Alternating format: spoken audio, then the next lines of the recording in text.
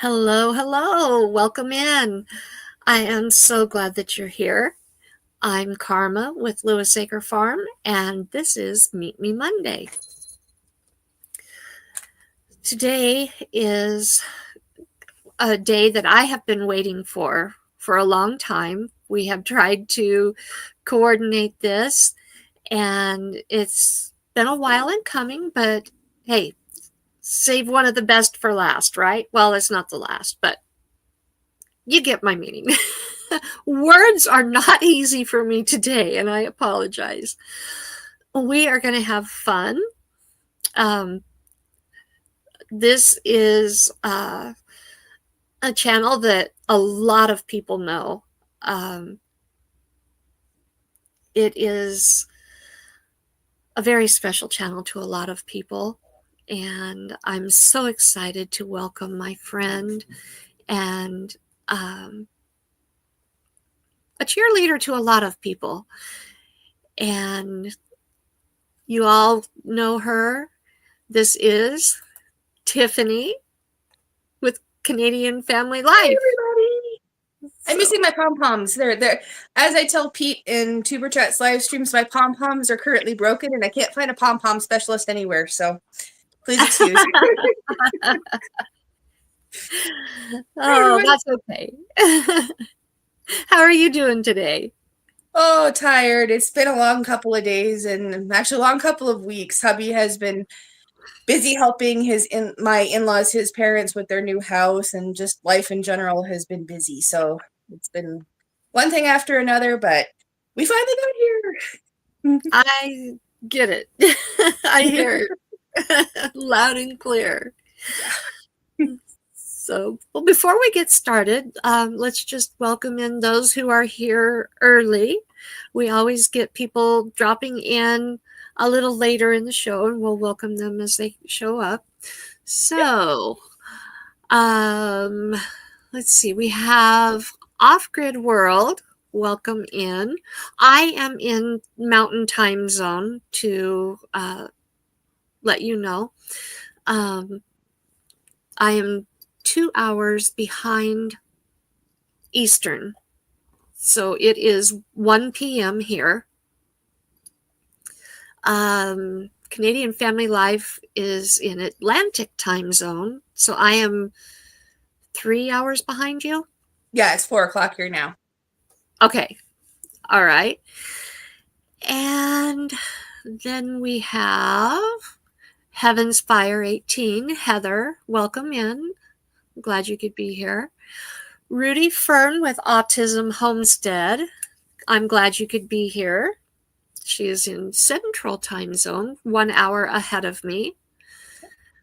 Just Jason Keto, welcome in. I'm so glad you could be here. So you are in, let's see, Off-Grid. Yeah. Off-Grid World is in Pacific. Yep. Okay. All right, so it's noon there. Marketplace Boutique, welcome in. So glad you're here. And what's that? I'm just saying hi to everyone. Oh, okay. Sorry. Yes, Molly, we will introduce you too. I'm knocking things off because of you. This is Molly, the ever-present nuisance. Typical cat needs to be center of attention, right? Or at least the center of your attention, anyways. Yes, she is always in the way and in my face. I have to kind of just squeeze her down a little bit. Actually, she likes the pressure, but create and relate. So glad you're here. Welcome in. I think Logan is lurking in the background. He's here. He had to go in for a meeting at work today, but he was only gone for about an hour and a half. And they're getting so close to opening up. They open up in May. Wow. And it'll be his first season. Very at cool. his new job where they are open to the public. He's been working since January, helping them get ready for the new season. So he's pretty That's excited awesome. about that. But Molly, I'm going to have to lock you out of the bedroom if you don't stop. So um, let's just start by uh, telling us a little bit about yourself, about your family, about Well, Canada. yeah, well, we both my husband and I are originally from Ontario, Canada. We moved out here, well, it'll be 13 years actually on April 1st. Um, 1 second. Schooling. I have something happening here. Hang on a second. Okay. My mother-in-law is trying to call. Just 1 second. Okay.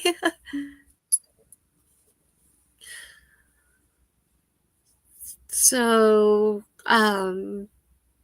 we are enjoying springtime here. Let's see.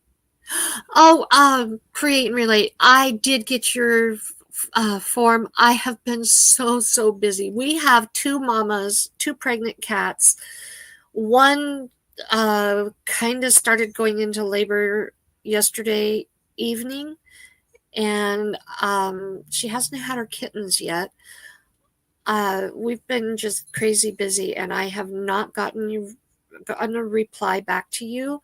I will work on that today. But if you are available, I think your response came in first. If you are available, create and relate for Monday, I will just put you in on Monday's schedule. I don't have anybody scheduled at this point, so I had two people respond, and I can't remember who was first, but I do need somebody for Monday. So create and relate. We lost Tiffany. Oh, okay. So Monday's not good for you. How about the following Monday? Would that work for you?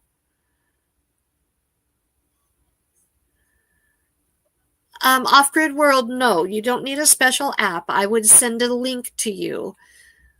Um, and then you would just click the link.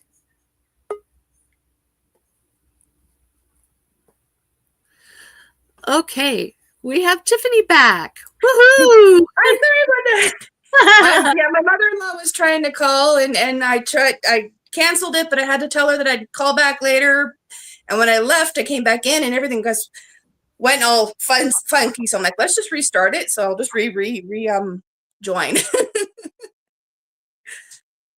Timings.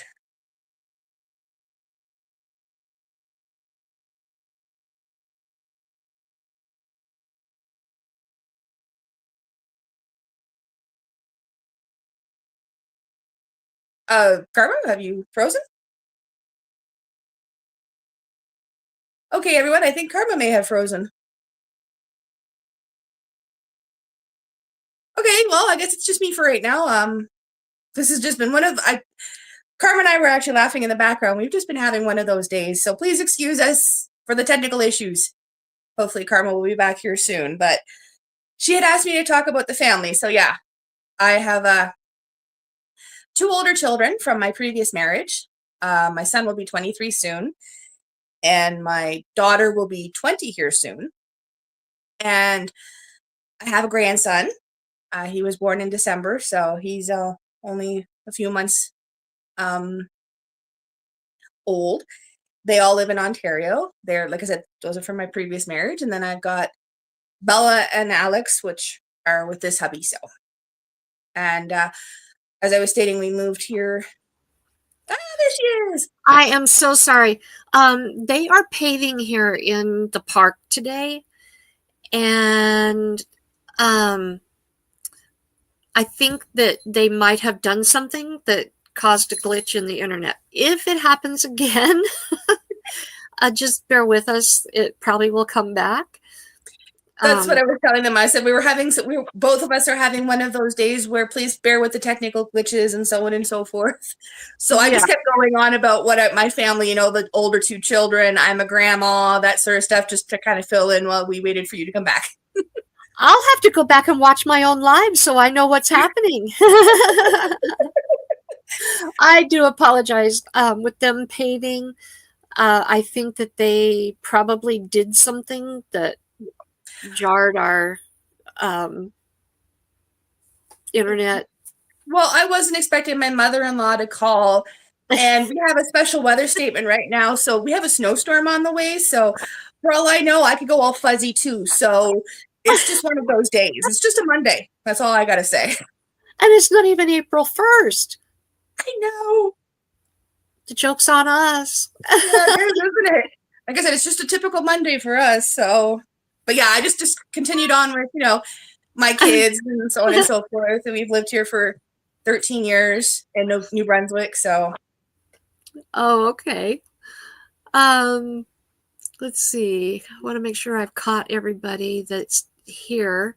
Ronson, I'm really glad that you were able to make it. If I didn't catch you and say hello already.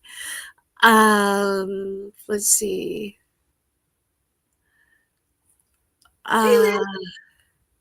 Lynn the Okie Dokie, I'm so glad you're here. And I think that's it. Yes, sorry, my shirt's riding up on me.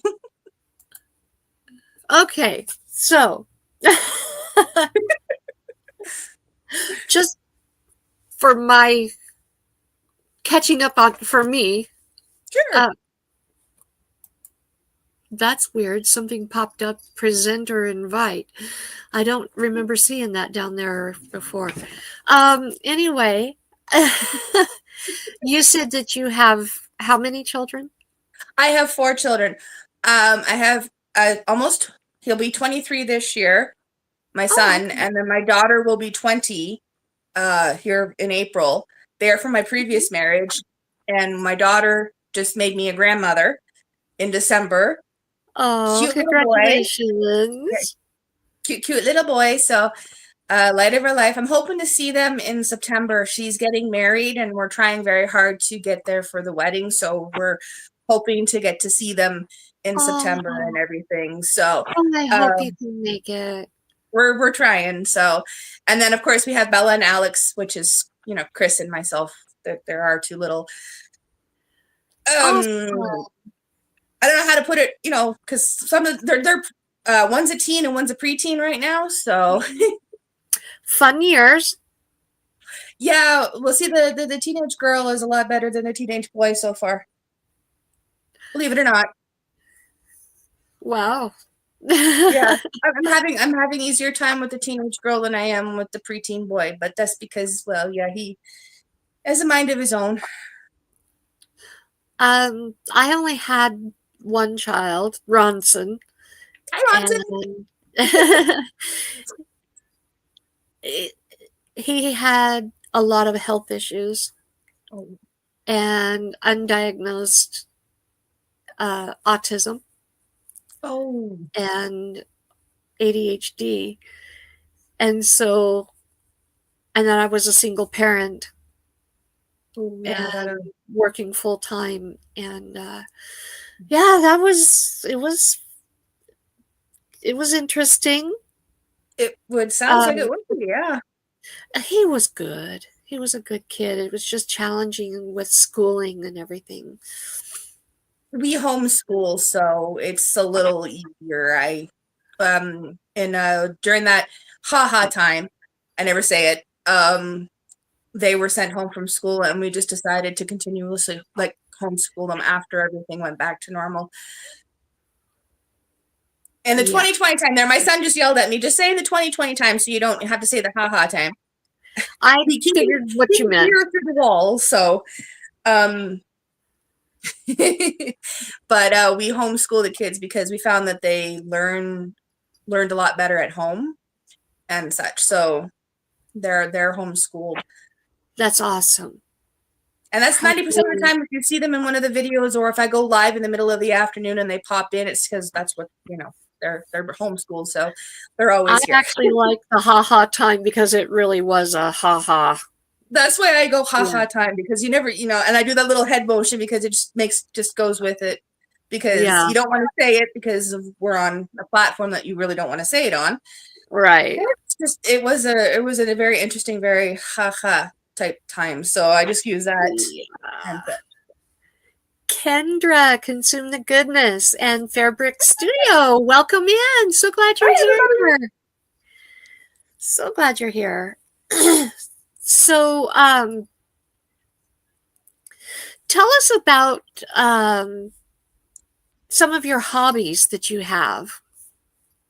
Well, I share my biggest hobby on the channel, which is mostly cooking. I love to cook and bake. My parents taught me when I was really young. One of my favorite things to cook is Chinese dishes. My dad used to work at a Chinese restaurant when we were younger, and it was Awesome. our job to do all. We would be sitting there with a 5-gallon bucket of rice with plastic things right up our arms in there, breaking it apart to make the fried rice, and I just kind of learned from that. So that's one of my favorite hobbies.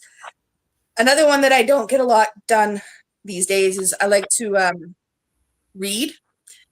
I only get to do that so often, and one that's fallen Yeah. by the wayside is I love to write. I used to write short stories, longer stories, poems, that sort of stuff. It's been Oh my many years gosh. since I've actually sat down and wrote anything. So, You and I um, have so much in common in that way. I love to read and I never do it anymore. I used to write. In fact, my teachers encouraged me to become an author, oh, there you go. and I have never pursued that.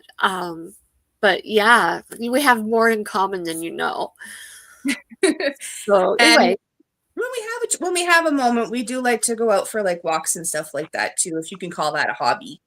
When we have better weather than what we're currently having. So, getting out and being with nature, yeah. again, And just I being with enjoy. family, we like the whole family, or we're actually a family who likes being together, who likes spending time together, who doesn't get at each other's Yeah. throats if they're cooped up for too long. And, we also have like the in-laws and nephews and aunts, uncles in the whole area. So we spend time with the family as often as we can as well. So, Oh, that's awesome.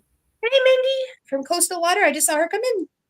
Oh, okay. Well, that's a new one for me. Welcome, Coastal Water.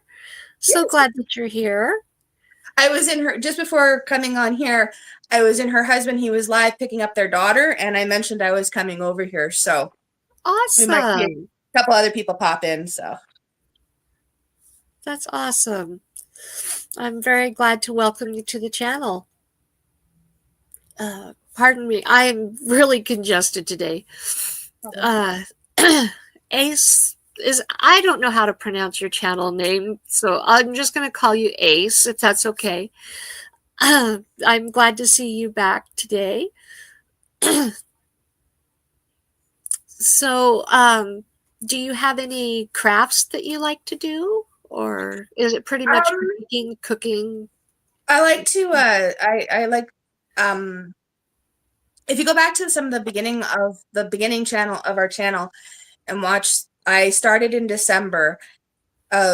December 5th, and I did a whole bunch of picture stills to music because I was still learning at the time how to do the channel. I shared a whole whack of homemade gifts. We're very big on homemade in the house, Right. and sewing my sewing machine is my friend.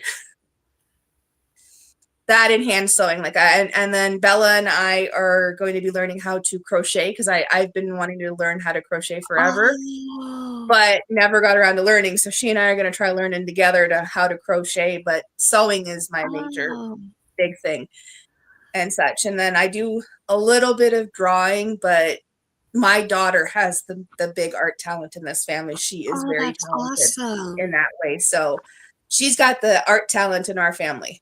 So whenever I need anything decorated, it's usually Bella.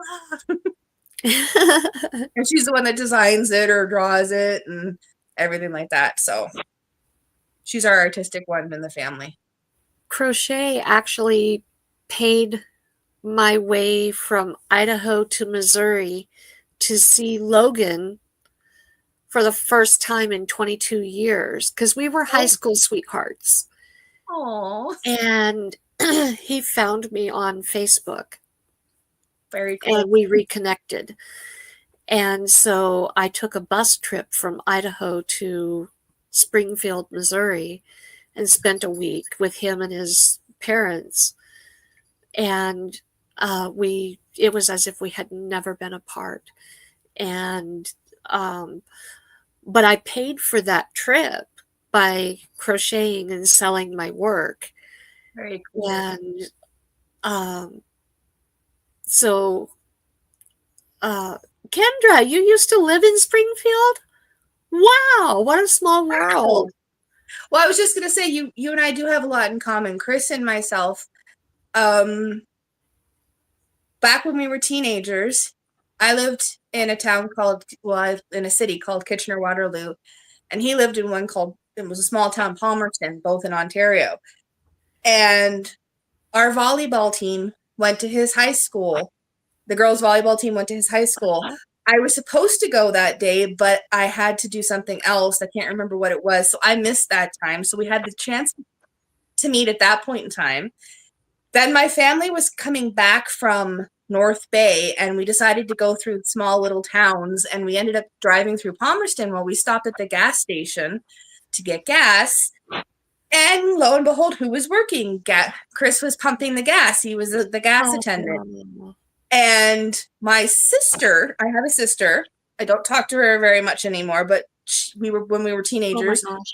She was like, "Hey, look, the gas guy's kind of cute." And I was in and out getting drinks and got back in the car, and I just kind of briefly glanced up, and I remember seeing because he had long blonde hair at the time.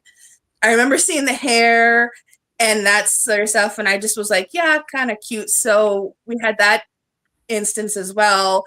And there was a time where we just recently discovered this. Back when we were like younger, his scouts troop and my Girl Guides troop were camping at the same lake. Oh my gosh. And our troop and their troop were kind of like what you see in those movies where you have sing battles across the lake. And we were singing one song, they were singing another, and we were seeing who could go louder. Apparently we were there at the exact same time and just didn't know it. So there was several times when Chris and I had the opportunity to meet, and then we finally met when we were older. So it was like we always like Wow. saying that we were kind of destined to meet one another. That's So, cool. and the Kendra, funny thing, and yeah, Logan, and the funny thing about it too is with our birthdays, I'm March 9th, and he's September 3rd. So our birthdays mirror one another. that's cool. So we Kendra, always say we're kind of like, meant to be. Logan's parents lived in Mansfield for a while before they moved back to Idaho. Oh, really? That is so crazy. Wow, look at that. Yeah, small world, right? Oh my gosh, that is so crazy. But you were talking about you and your sister. That's Yeah. another thing that we have in common. My sister and I were estranged. Yeah, we're estranged, definitely. And a lot of people don't know that I have a sister, and yeah, I'm the oldest. She's my younger sister, and yeah, We were the opposite. I was the youngest and she was the oldest. well, You'd know it by behavior, but yeah, I can hear you on that one. You can definitely tell by behavior. My sister is the younger of the two, but yeah, we don't talk anymore. I tried to be as civil as I could when my mother passed away, and then again when my father passed away. But she showed her true colors when my dad passed, and oh, Marshfield. it I'm was sorry, not Mansfield. Ah, and that was it. So I'm like, yeah, I don't talk to her very much anymore. When I say sisters, I talk about I have a cousin who's like a sister. She lived with us for several years when she was a teenager. She's like my sister, and then when I say like sisters, I'm talking like Jody, Kendra, you guys. You're more like sisters than my sister ever was. Even my sister-in-laws. So I right. don't tend to when I bring it up with my kids, it's not aunt. It is just by name because they have another aunt here that's named the same name. And I'm like, nope. So my sister is referred to by her first name or other colorful names. My sister and I did resolve things. I ended up having to put boundaries, but she chose to stay estranged. Well, Although see, I that was my husband and I were there with her in her last moments. We were there with her when she passed. She's the one who chose to keep the distance for the I most part. I But did try. Like when my dad passed, I did try, and it just didn't work out like yours. She decided to act the way she did to keep up the all of that sort yeah, of stuff. So yeah. I just, Uh, like I said, I just kind of but refer to her as, did you do you have other siblings, or was she no, your only? She's your only. she's my only, yeah, she's my only sibling. Same with So my sister. I it was just the two of us, and now it's just me. Uh, my family has gotten extremely small, extremely yeah, small. well, like I said, I have my kids, my grandson. I've got the in-laws here who have actually taken on the like more of a parental role since mine have passed. And then the in-laws, like I said, the brother-in-laws, sister-in-laws, Yeah. nephews. I have nephews. Oh, Tiffany, I wish you and I could meet face to face. I think that you and I are Yeah. kindred spirits in so I many ways. have, I have. Hang on a sec, I gotta count. Mhm. 3 nephews. Hang on. One, three nephews. Think there for a minute. I have 3 nephews, and I have a niece who is also 18. That would be my sister's daughter, and well, she's not 18. I guess oh my god, she just turned 20. Oi, where did the time go? She is just 2 months older than my daughter. Wow, years go by too fast. So, but yeah, so those are the family members I keep and I hold dear, and of course I Yeah. got my cousins and their kids and my aunts and the uncles all back in Ontario, but you know, I may not have certain family members anymore, but I am surrounded by friends and love and all that sort of stuff, which makes it so much easier to deal with. I mean, you grieve for It's the grief okay, never really Donna. goes away. Life just kind of grows around it, and you kind of grow around it. Right. So Well, the beauty is that you have family that you choose, and then you have family that you're born with.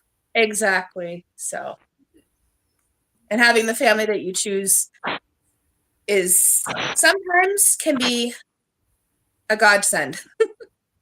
Yes, definitely. So, welcome in, Berry Berry. I'm so glad you're here. And Pete, welcome in. So glad you're here. I owe that man so many baked goods and peanut butter cups, and oh my god, every time I make something new, he's like, "Where's mine?" Yeah.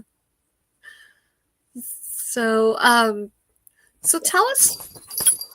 You may not do that, young lady. No.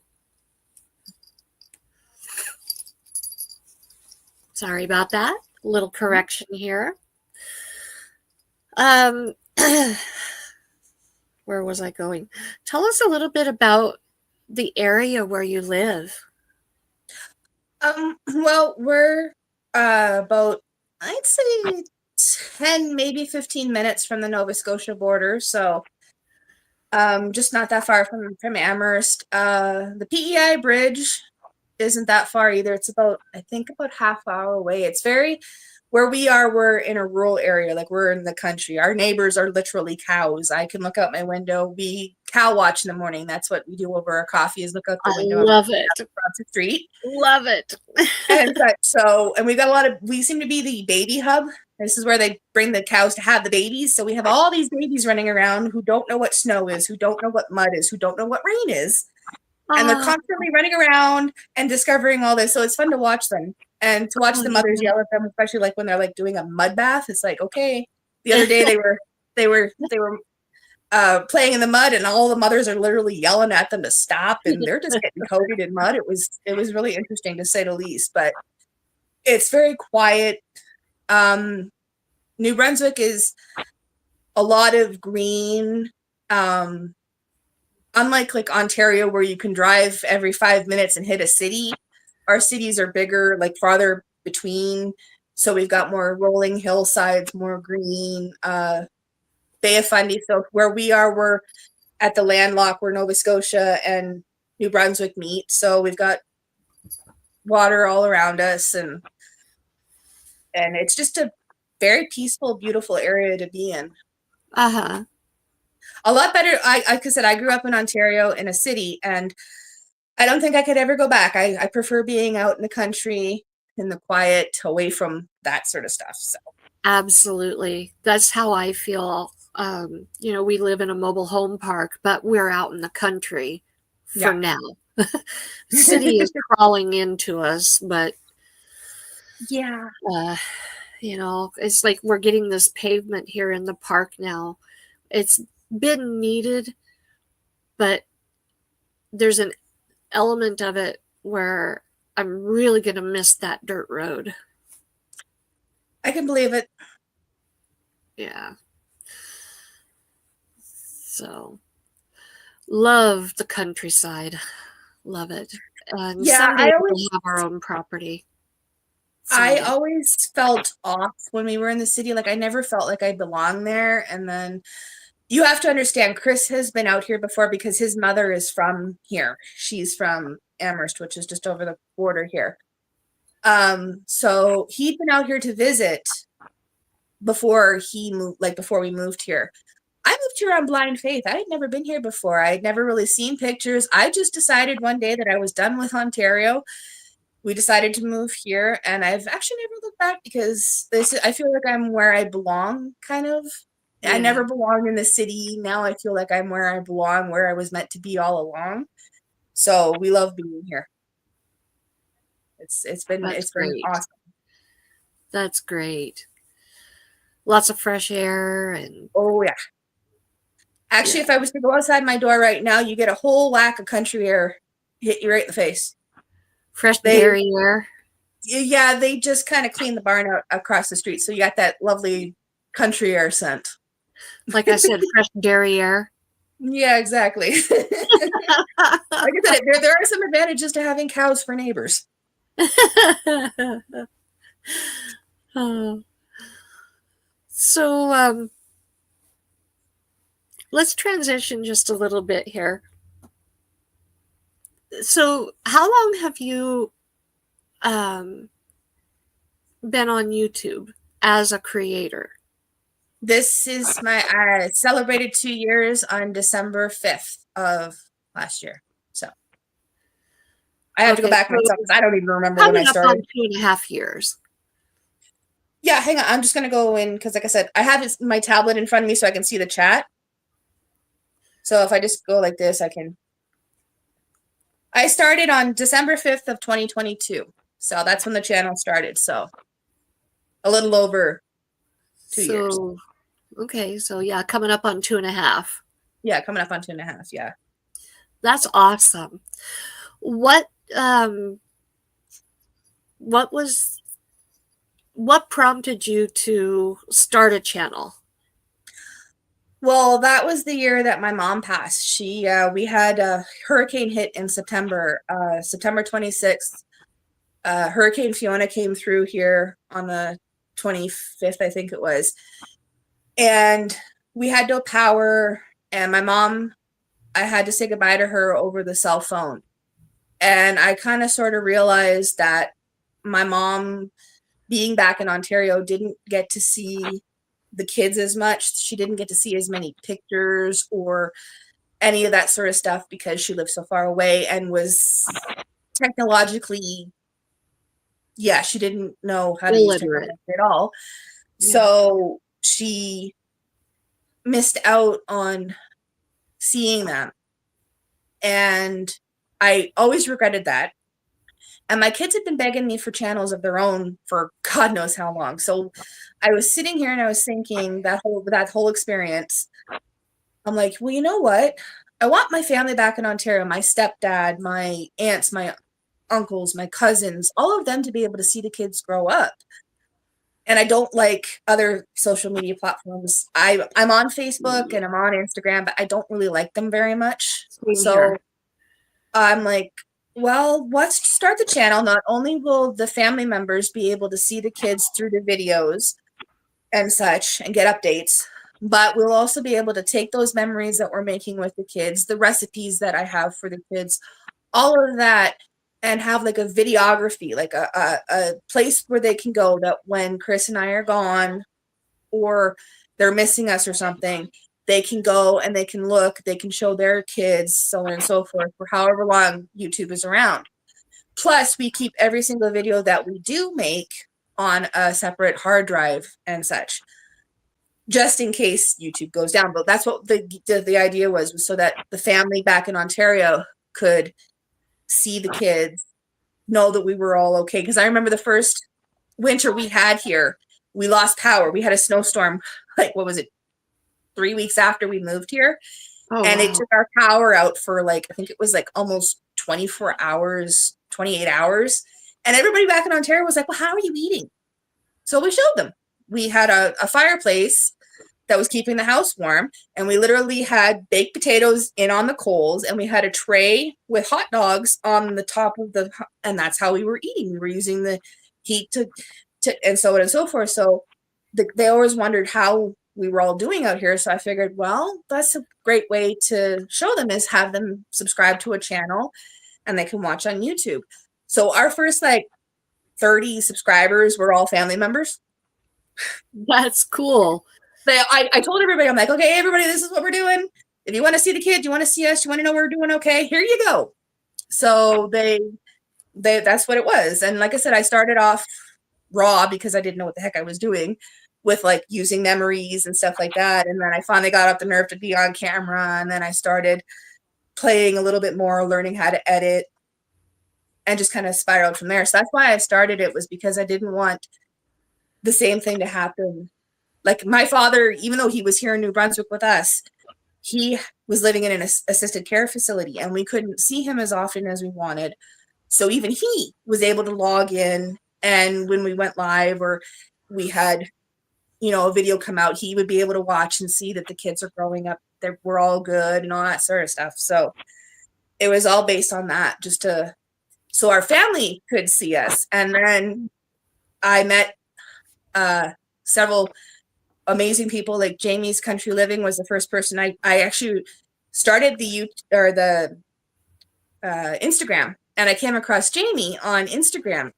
Uh-huh. And she was talking about a collaboration she was doing about bread. So I'm like, well, I have a yeastless bread. Let's do that. So I did that video and joined the collaboration because it was an open collaboration. And she introduced me to other creators. And that kind of stumbled into me finding Tuber Chat. And then within 6 months of finding Tuber Chat, we had our 1,000 subscribers and we were fully monetized. So Wow. it was something that we never expected. Like, we never expected more than maybe 25, 30 family members to join, maybe a handful, so maybe 50, but we never expected to keep going the way it was. So Right. it's just the way it seemed to just go. It was never our intention to get where we are today, but now that we're here, we're going to keep going. But it was all about family. That's what the channel, that's why it's Canadian Family Life, is not just us showing our family life. It's about sharing it with our family. And I know Tuber says it's really hard to get people in real life to support us.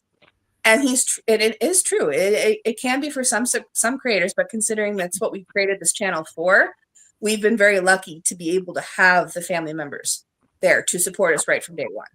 I was going to say, to have your first 30 subscribers be family, that's incredible, because for me, granted, I don't have a lot of family, but the family that I do have, of the family that I have,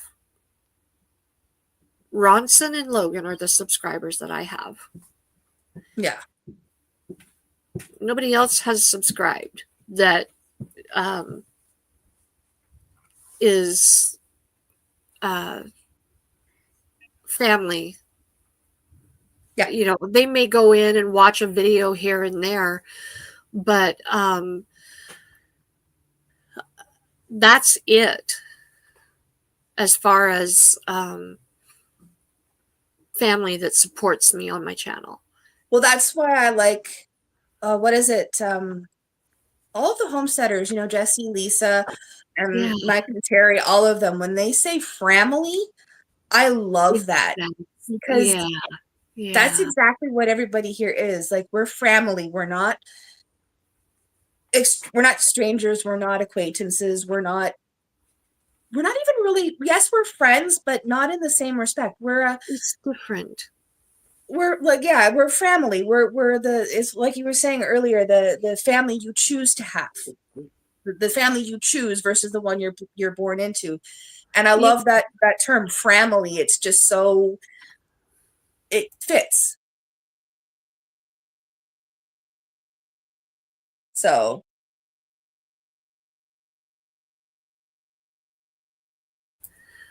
I'll go defense now. So anyway, sorry, minor interruption there. no problem. Um, really quick, I wanted to, speaking of family, I wanted to greet those that have popped in. Crafty Witch, I see that you have come in, and I didn't mean to ignore you, but I wanted to welcome you in. And let's see. I saw somebody else came in. Let's see. Bella's Whisper Farmstead. Kristen, thank you for Hi, being Kristen. here. Like I said, I have my tablet down so I can see the chat, but I because on my screen, don't get me started. Um, And Duncan Family Farm. I'm so glad you're here. I knew there was somebody else. Webb's Web. Welcome in. For those of you who don't know, Webb's Web has an amazing website that yes, is so awesome. If you are a creator and you have a regular scheduled live like today, yep, and I need to get the information and send it to Ralph. But my Taco About It Tuesday, it is a set scheduled routine live stream.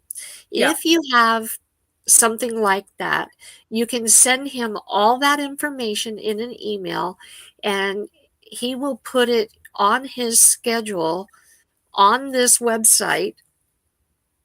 And you can actually go visit the website and find all your favorite creators and see when they are going to be live there. And it's all in Eastern time, in the Eastern time zone.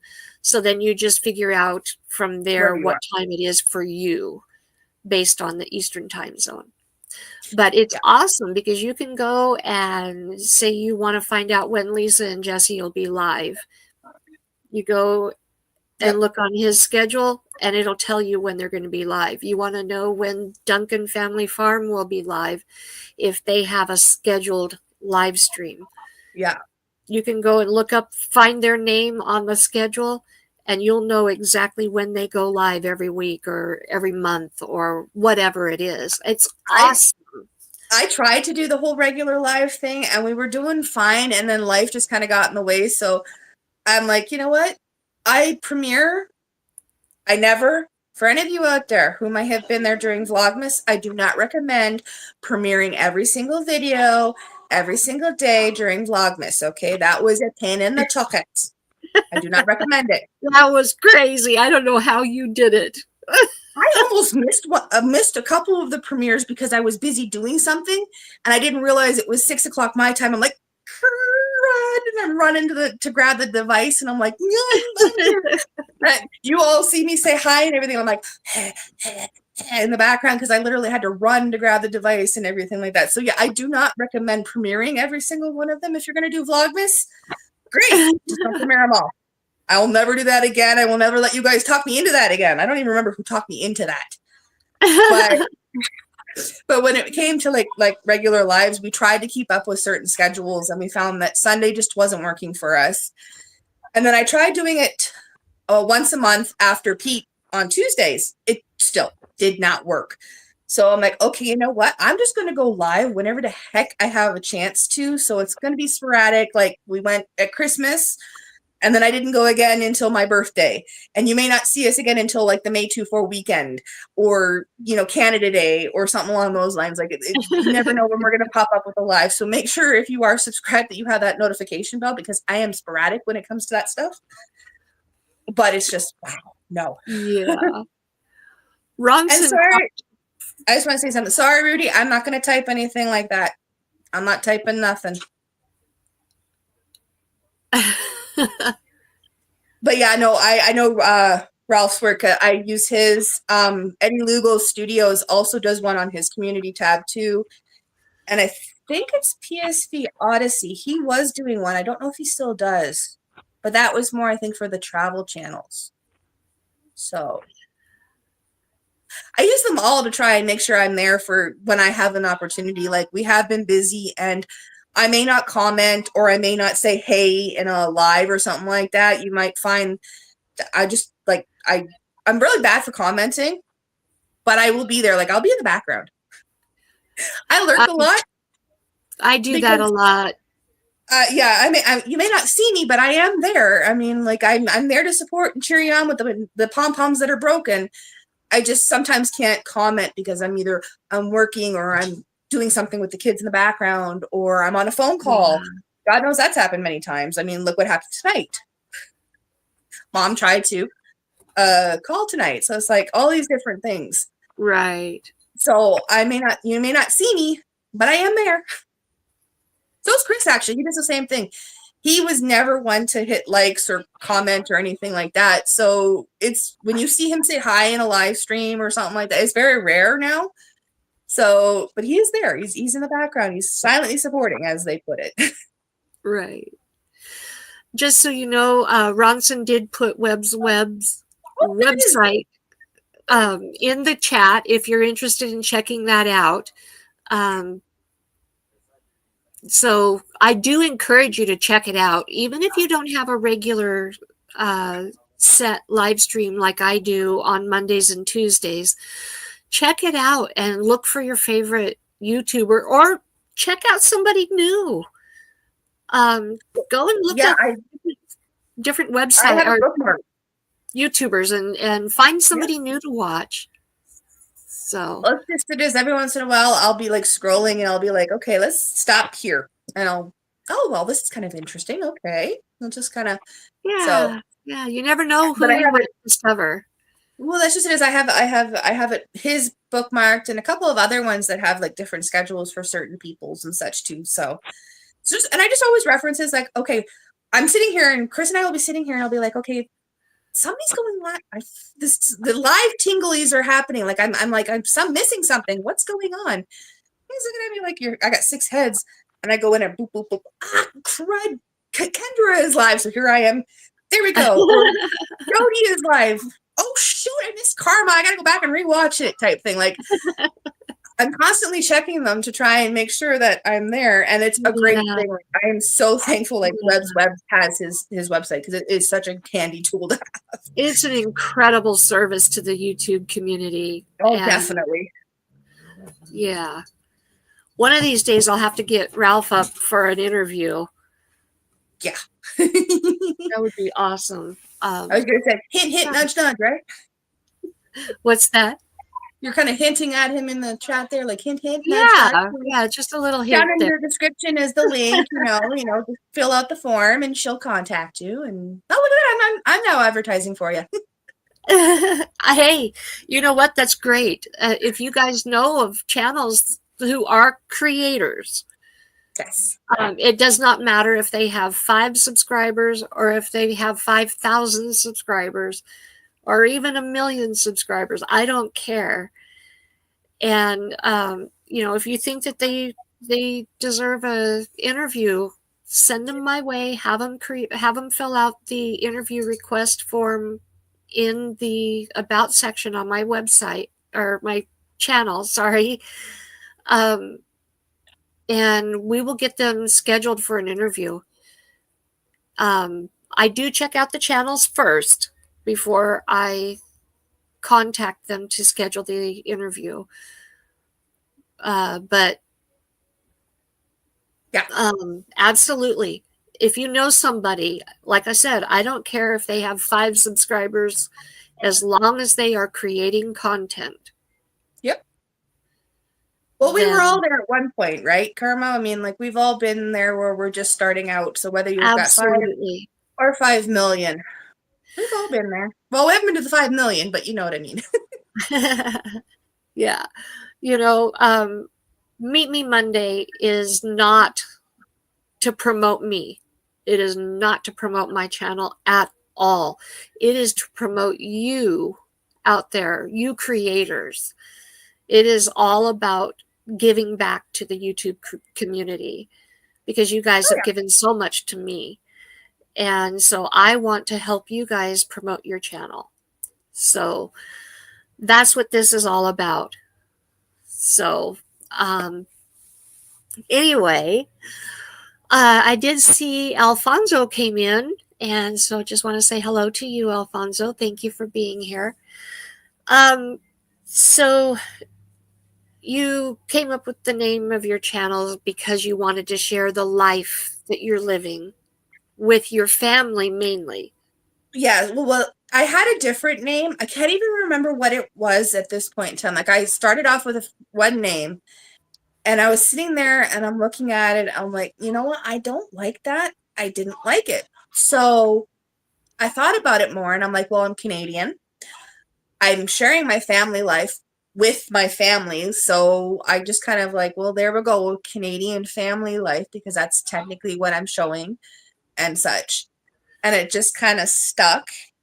And the more it kind of sank in, I'm like, I really do like that because, like you said, I made it for the family. I was sharing my family life. We're Canadian. It all just kind of fit for what we're doing. And then I'm not stuck to one little niche. I can Right. do anything that revolves around sharing our lives. Like sometimes you'll see us vlogging. It's been a Right. while. I know it's been a lot of cooking videos, but that's what I've been able to do recently with all the busy behind the scenes that you guys haven't seen and such. So I know it's been more of that, but cooking is part of family life. We vlog Yeah. sometimes. Yeah. We do that sort of stuff. So I wasn't also, that's the other reason why I kind of went with the family life name, was I wasn't setting myself to one specific niche. Like I wasn't putting myself into like model cars or whatever. I wasn't putting Right. myself into homesteading specifically. I wasn't putting myself into family vlogging. This way I can do a little bit of each, and it's kind of like a variety channel because life is full Right. of variety. So Absolutely. I wasn't until I don't remember who it was. One of um mutual friends, I don't remember which one, started calling me CFL, and that's when I remember, I'm like, what? Wait, no. And that's when I realized, oh crud, he's right. It's the Canadian Football League. It's called the CFL here. So I didn't even realize. I didn't even correlate it with it. But I steered into the skid and I went with it. I think it was Pete, but I can't. Pete or Jason, I'm not sure which one. One of them, I think, was one of the first ones to make that correlation between the Canadian Football League. And I just Oh, kind of, okay. I steered into it. And now everybody knows me as CFL. So that's why you'll see me in the videos. I'll go, hey, CFL family, or in my posts and stuff like that. So I have all of that. I've steered into the CFL-ness of it.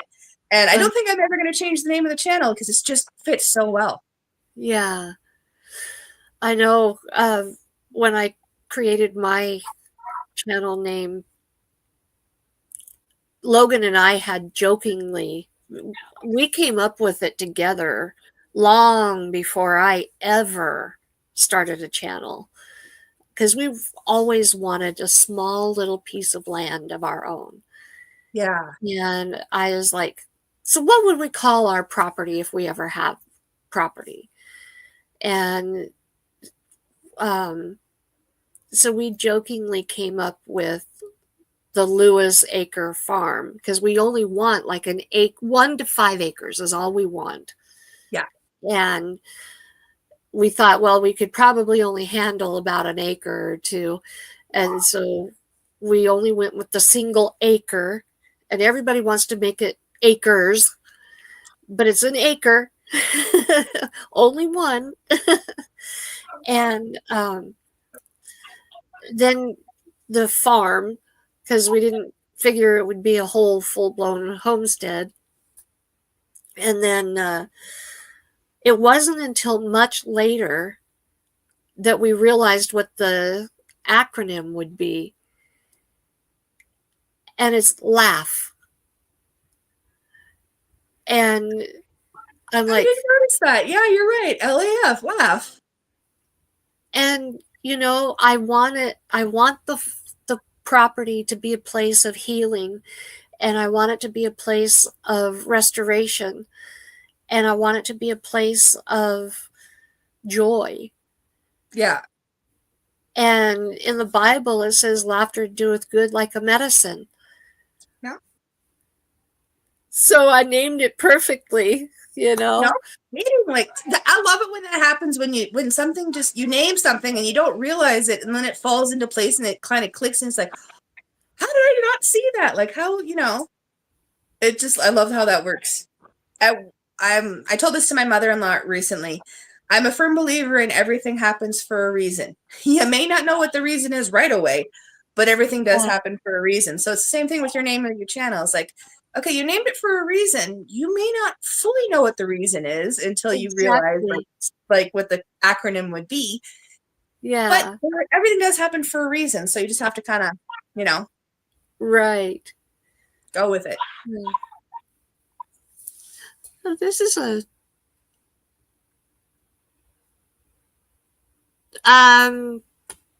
yeah, we're not going to talk like that on here. So, I didn't even see what was said. yeah, they're gone. Create and relate. I'm looking forward to that story. I actually am too. You have two? No, I'm to create and relate there. I'm kind of looking forward to this story too about the channel name. Oh, sorry. So many different, the English language is so complex. Yes. We have 3 twos. We have 2 as in direction. Yep. We have 2 as in the number, and Yep. 2 as in also. Yes, exactly. It's one of the most complicated languages out there, man. Yeah. So anyway, so if I was a person who had never seen your channel before and you were going to tell me about your channel, what would you say? We're just a family of 4 trying to navigate this funny thing called life with the good, the bad, the ugly, and the great. We share everything. Okay. What am I going to see on your channel if I come to watch your channel? Lots of cooking, fun, family, funniness, togetherness, stuff like that. Just everything that relates to life. I mean, you might see us cursing and swearing at a tractor one day and then celebrating a birthday the next, or challenging each other in the kitchen one day and the next day grieving for a lost family member. I mean, we share everything that you could possibly want in life. And we do have some tutorial, like how-tos, like how to make certain dishes, but it's not really a how-to channel. It's how we do it channel. And just if you just want like laughs and to get away from your own life for a little bit or something like that, or you're looking for a new recipe or something, we have a little bit of everything. It's a very big variety. Everything that would encompass life.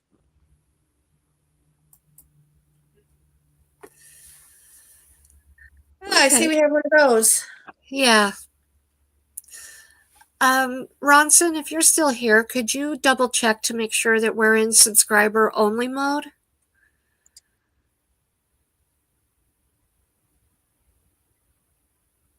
Yes, I was just gonna say I was gonna play Whack-A-Troll, but then I realized I don't have the Whack-A-Troll ability, so I usually have 2 or 3. Ronson, are you still here? Yeah, There you Ronson, you can't find the stream. That's odd. Uh, Very. Like you said, we've had a really interesting Monday, that's for sure. yeah. Very Um, weird Monday. it's been one of those days. It really has. That's I'm why I'm glad sorry. if I can make everybody laugh. I wonder if it's because it's happening now that you can't find it.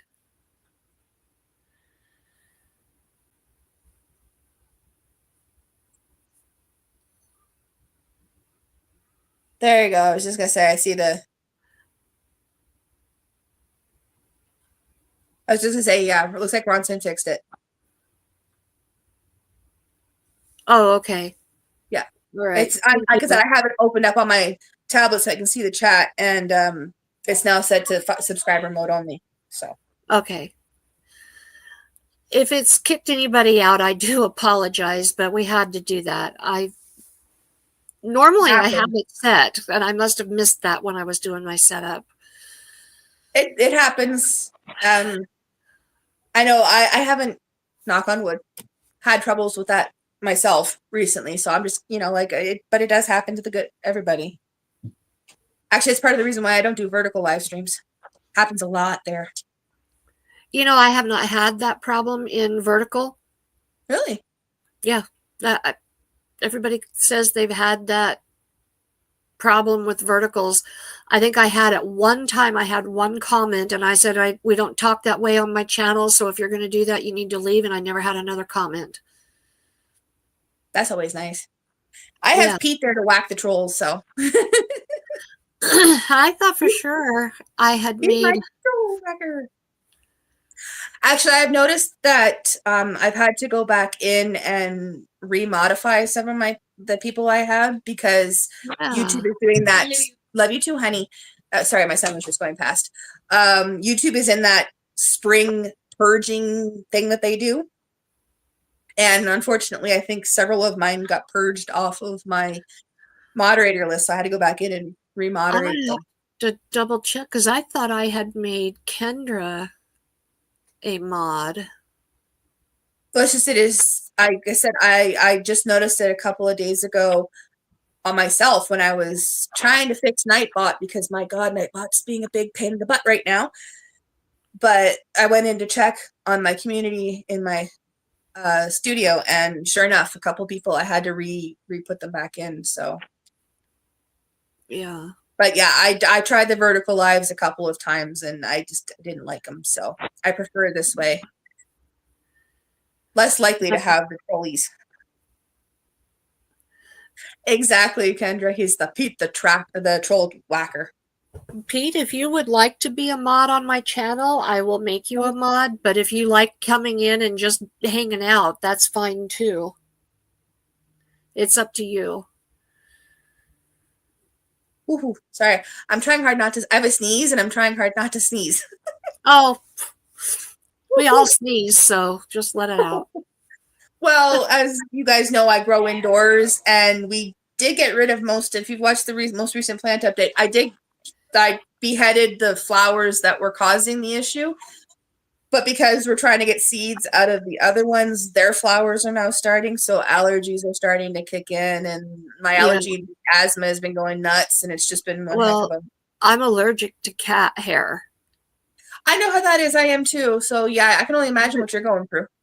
Yeah, I have 16 cats in the Exactly. house. And I'm also allergic to dust. Oh, yes, that's always fun. And we live in the country. Same here. So, Oh, but that's what it is. My allergies now that we're starting to come into the springtime and stuff like that. My allergies yeah. have been out of like. I'm actually kind of, as much as I keep teasing that I want to send the snow back to sender, whoever sent it to us. I'm kind of looking forward to it because maybe it'll kind of keep the pollen down for a little bit longer, so I don't have to worry about Create and relate. allergies. Plus, I have two mamas that are, well, one should be giving birth today, and the other one could give birth any day. And then another one that's due on the 15th of April. She's 10 got of a them whole are cat rescue sanctuary. cats. Well, that's my dream, is to have a cat sanctuary. See, my daughter would love to be at your house right now. She's a cat lover. She loves cats. I'm allergic to them, so it's kind of hard for us to have a cat. So every time we go over to our in-laws' place, they've got two cats. The one that I was talking about earlier that is a little skittish still. And then they got another one, Lucy, who just loves the attention. And anytime my daughter's there, she's right in her lap, right up in her face, if she's not trying to get in my face. So my daughter would just love being at your place right now with that many cats. Currently, I'm trying to rehome the 5 little boys. They've all been neutered. And I've got 2 little girls that need to go be spayed. And one of them I can't really handle. She will allow me to pet her very briefly, but there is no picking her up. None. Yeah. And so I don't know how I'm going to manage to get her in a carrier to get her You to. tried tricking her into the carrier, like putting a treat or something in there that she might be attracted to? Without somebody else getting in there first? Good luck with that. I was just going to say, I don't think it's going to work, is it? Right now, she has no interest in going back outside, so I'm not worried about her getting pregnant, but it's like she comes into heat about every 12 to 16 days. So, yeah, it's going to be fun. We used to have a cat when I was growing up. My sister had cats. Yeah, that was just great because my allergies. Whenever we had to take him to the vet, he always had a fun time because he would hide under a certain chair. And we learned to block in all sides except for the front, put the carrier right there. And then he did not like certain sounds. So we would play that certain sounds and stuff like that would freak him out, would run into the carrier, we'd close it, we'd be done with it. We literally had to do that several times. Like especially when we went to take him to the vet, he did not like going in that carrier. So we had to trick him that kind of way, like back him into a corner and kind of like, all right, you're going in, whether you like it or not. Yeah. So anyway, now there are some things on your channel that are very, very unique, and I know it's one of the biggest draws to your channel, at least in the homesteading community. And that is your indoor garden. Yes, everybody loves it. It's a mess right now, but yeah. I mean, Ronson, if you could see this indoor garden, you would be blown away. It is incredible. First of all, the fact that it's 3D printed. Can you guys see it? Isn't that incredible, you guys? I mean, okay. Mind blown. It is so precise and so I don't know. How did you guys come up with it? See, now this is my husband's area of expertise because it's all his brainchild. He always wanted to grow indoors and stuff like that. And he wanted, he kept watching these different YouTube channels where they had they would build fountains, indoor fountains. Uh-huh. And one of the days he was just sitting here and he, like I said, he wanted to grow indoors and he had this whole vision in mind. So we had a couple of bookshelves that we weren't using, and we're all about repurposing and reusing if we can. So he, his idea was to start growing a salad bar and stuff. And he knew that when I was younger, I grew herbs because I love using fresh herbs in my cooking. And so, believe it or not, everything you just saw is repurposed or built from the 3D printer. and such. He did that whole thing himself. Like, we built our own lights, we did everything, the control panel that controls it, he wired it, all of it. It's all documented on the channel and such. But yeah, he came up with the idea of how to put them together. At the beginning, in the middle where you saw the blue, like right in the dead center underneath the panel, there was a fountain there. We actually had a working fountain. Wow. And everything. So we did have a working fountain, and then he was going to make a fountain out of 3D printing, but when it turns out that because we have to move at some point, we don't know where we're going to be moving to, so we're not exactly sure how this is going to be reset up when we do get to wherever we're going. So that's on hold for right now. But this was all his concept. He figured out what to do. He knew what he wanted. We got each little piece by piece as we could. And it was his concept of everything. And even the misting system, he was watching, believe it or not, it was inspired by mushroom growers. Wow. Because, that's what they do, mushroom growers and people who grow in the grow tents and stuff like that, because other people use grow tents for things like mushrooms and stuff.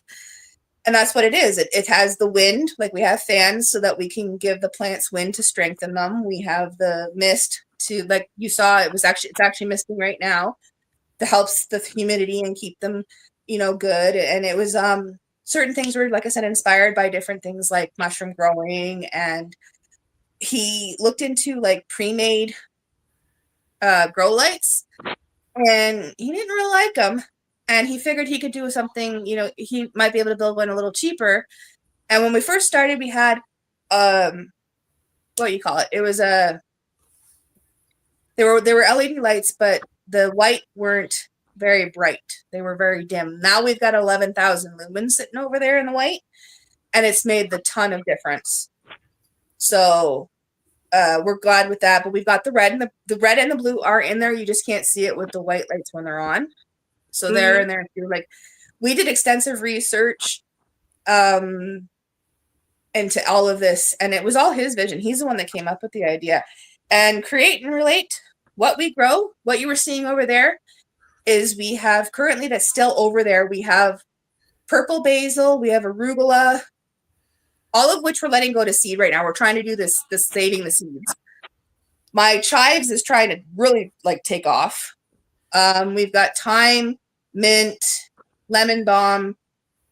We have an oak leaf lettuce. We have a red romaine lettuce, a green romaine lettuce, 2 kales, a pepper plant that just gave me a whole whack of peppers. The echinacea just had her heads chopped off for the tea because we had that was one of the things causing my allergies. I didn't think it would bother me as badly as it did, but I was growing it for Chris Loves Tea, so we were growing that. We have a lavender plant that has been growing now for almost 2 years, and almost a year and a half, and still no flowers.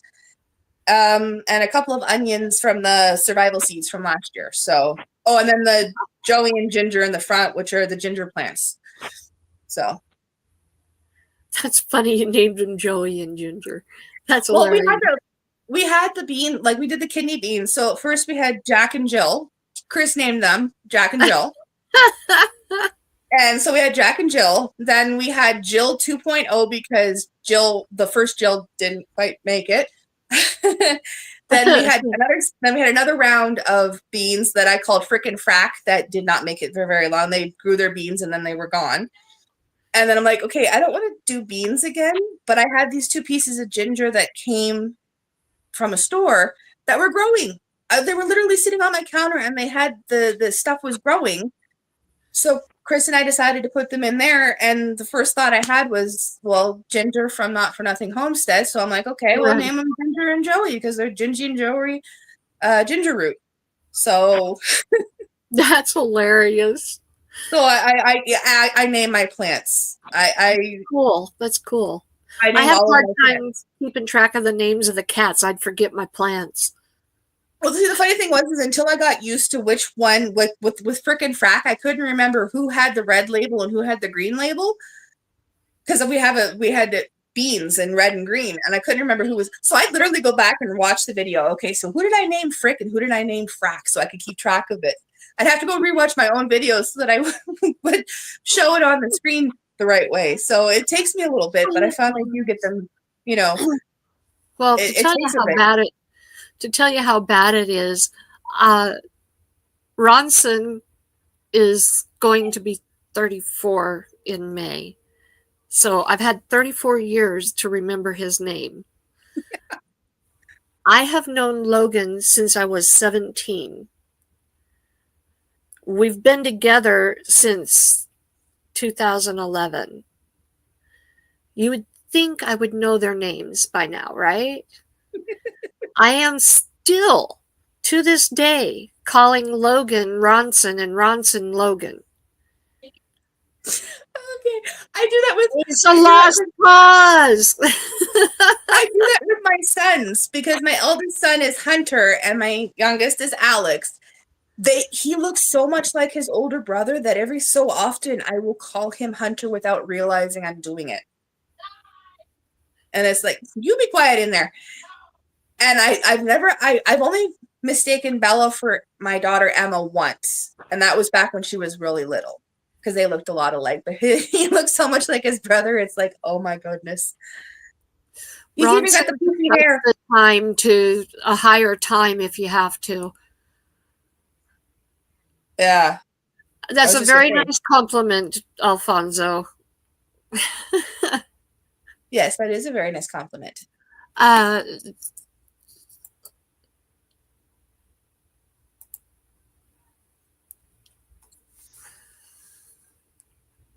Dang.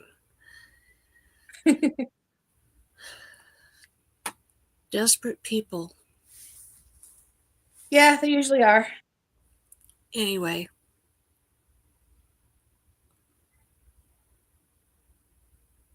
Yeah.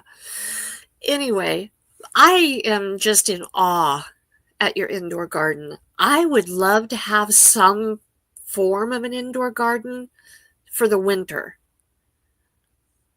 Just to be able to have like lettuce and maybe some peppers and just for salads. I would suggest like hydroponics would probably be your better bet because you've got so many lovely little fur babies in there. They like to play in the soil. Yeah. So I would recommend either like a grow tent that you can zip up and they can't get into, or like Jesse and Lisa have the hydroponics to, you know, or they'd go around and pull them out of the water. Yeah, if you have like a spare room or something, somewhere where the kitty cats can't get into. I have nowhere that they can't get in. That's, you know, that's why I'd have to have a grow tent. Yeah. And hope that they don't destroy it and tip it over or something like that. But I would absolutely love to have some sort of an indoor growing system just for winter time, just to bridge the gap. Well, that's the other reason why Chris wanted this so badly and stuff like that was not because we live in Canada, of course, we get winter and snow and all that sort of stuff. But he also wanted we have a lot of we tried growing outdoors, especially like where we are.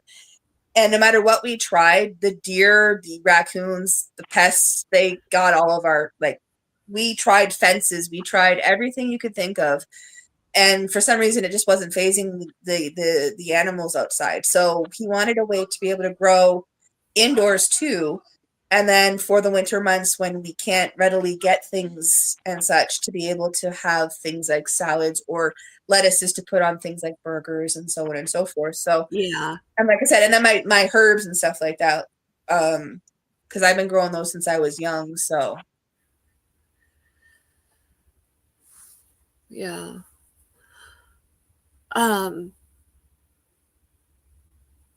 But yeah, for you, that's what I would recommend is if you can get yourself a growing tent with a rack system and make sure you have like the fans and lighting and stuff like that.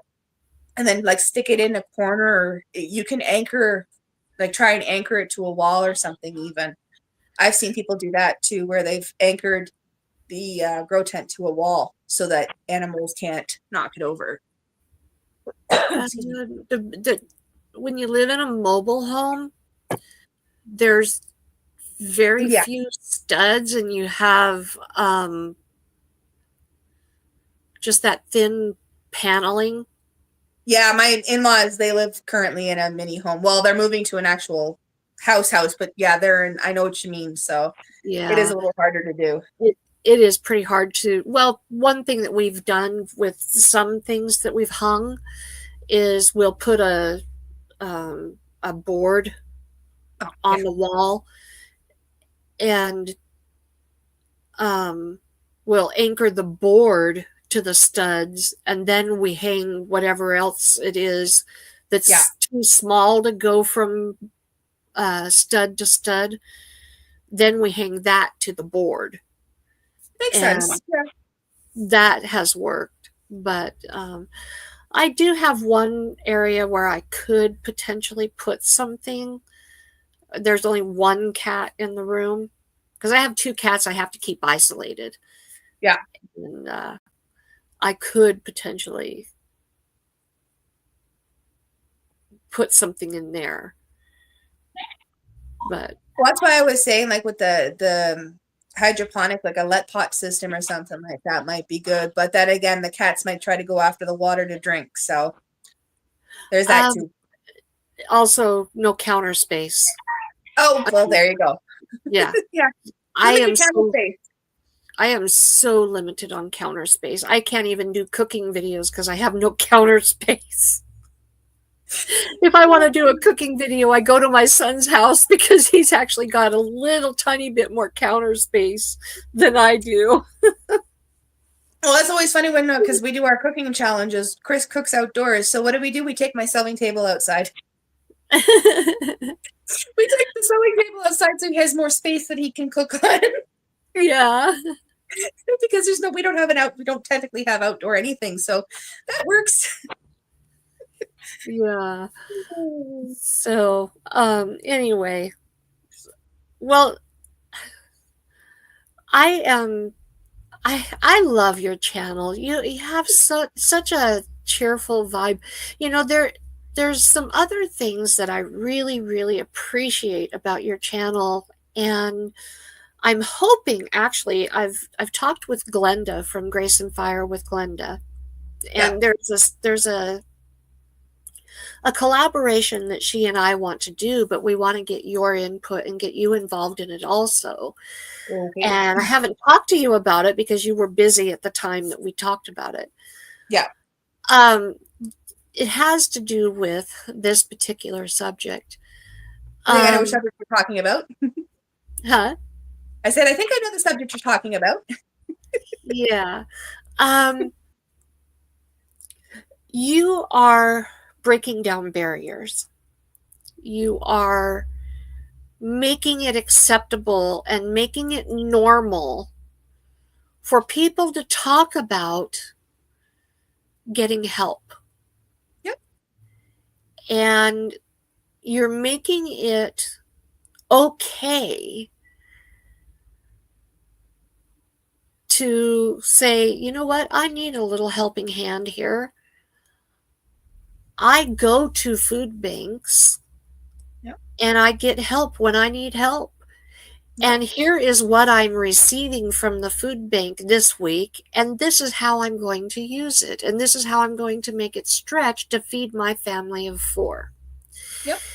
And that is so awesome. It's beautiful, and it is freeing for so many people. Well, It's that's the tearing thing. down the shame. Well, that's just it. Is there's so much stigma behind it, so much shame, so much connections that got associated with it that really I don't know exactly how. Like I'm thinking back to when I was younger and all of the shame that was attached to things like welfare or food stamps or that sort of stuff. Commodities. Now, grant you, I will 100% agree. There are some people that do abuse these different systems. So I do agree that Absolutely. there are those out there that do. And that could scare some people from seeing if they qualify, but that's the thing. You never know until you've asked. All you can do is reach out to your local food bank, church, wherever, and see. They have their guidelines in place to help figure out who qualifies and who doesn't. So unless you go and find out, you will never know. They'll let you know. If you don't qualify, hey, what has it hurt that you at least now you know for sure. Well, And if you need the help, they even have emergency ones. Like sometimes you can go to a food bank and it's like an emergency hamper where they just give it to you. It's a one-time thing even. You don't have to go every month or every 2 weeks or every week or however often you can go to your food bank. If you need the help, at least try and ask. You'll never know. there are some food banks too, at least here in our area, that have no guidelines whatsoever. If you need food, you show up, you get in line, you wait your turn, you get your box. Yep. No questions asked. Well, and that's the thing. And it's like the resources are put there for a reason.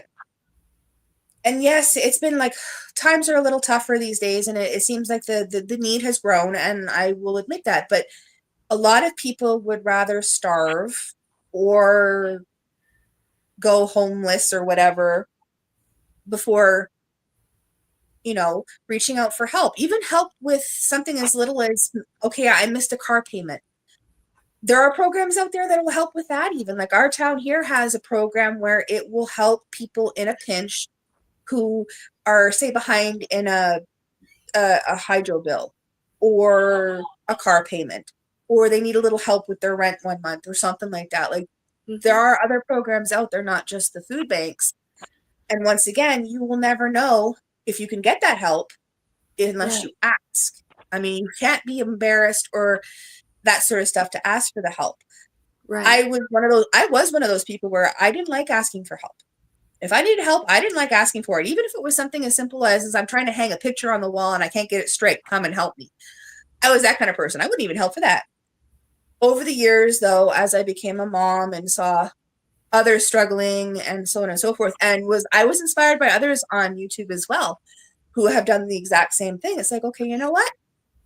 I'm not ashamed. Okay, so we need a little help. Right. It's why should I be ashamed that I need just a little bit of help to feed my family and such like this? And I've had trolls. I've had trolls who have gone after me for my weight. Go right for me. I don't care. Yeah, I know I'm a bigger girl. But who's to say you don't know that behind the scenes, I starve myself so that my kids have food or hubby has food. You don't know you don't know anybody's situation. Absolutely.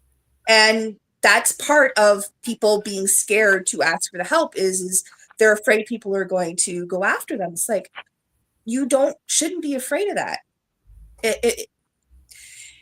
It's, as you were saying earlier with society and stuff like that, with society's different things, it's like these barriers have to be broken down, because otherwise we're going to like so many problems in the world. Little ones like this can easily be dealt with if you just pride. What is it? That's one of the 7 deadly sins, isn't it? Pride goes before a fall. Let's see. Pride goes before destruction, and a haughty spirit before a fall. Yeah, exactly. We're both wearing green. We are.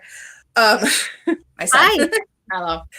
But that's just it. Is pride is one of the 7 deadly sins, and it's just embarrassment can be something that can keep anybody from a lot of different things.